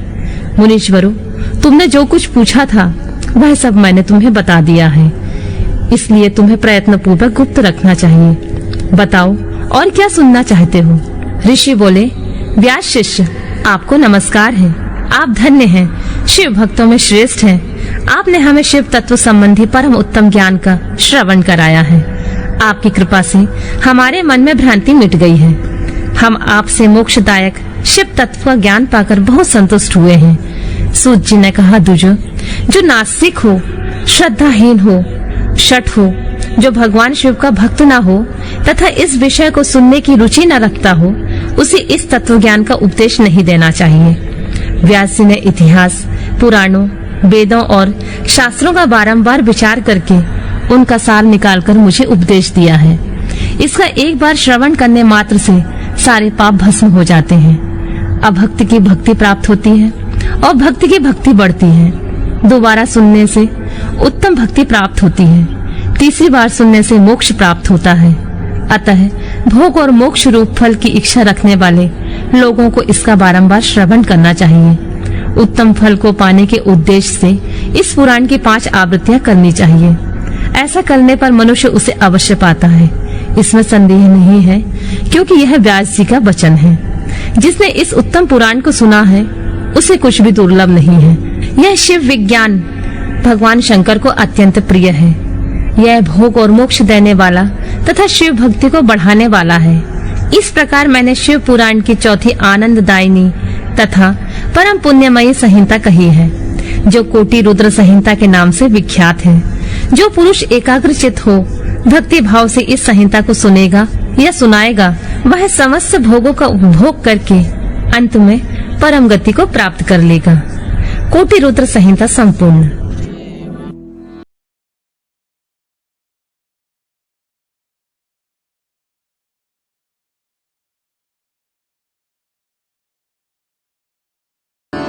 प्रिय श्रोताओं, शिव महापुराण जैसे पावन ग्रंथ के महात्म को आप तक पहुंचाने का वेद पुराण ज्ञान का यह एक छोटा सा प्रयास है। आप यह पुराण अथवा अन्य सभी पुराण एवं वेद पुराण ज्ञान की वेबसाइट www.vedpuran.com से भी सुन सकते हैं।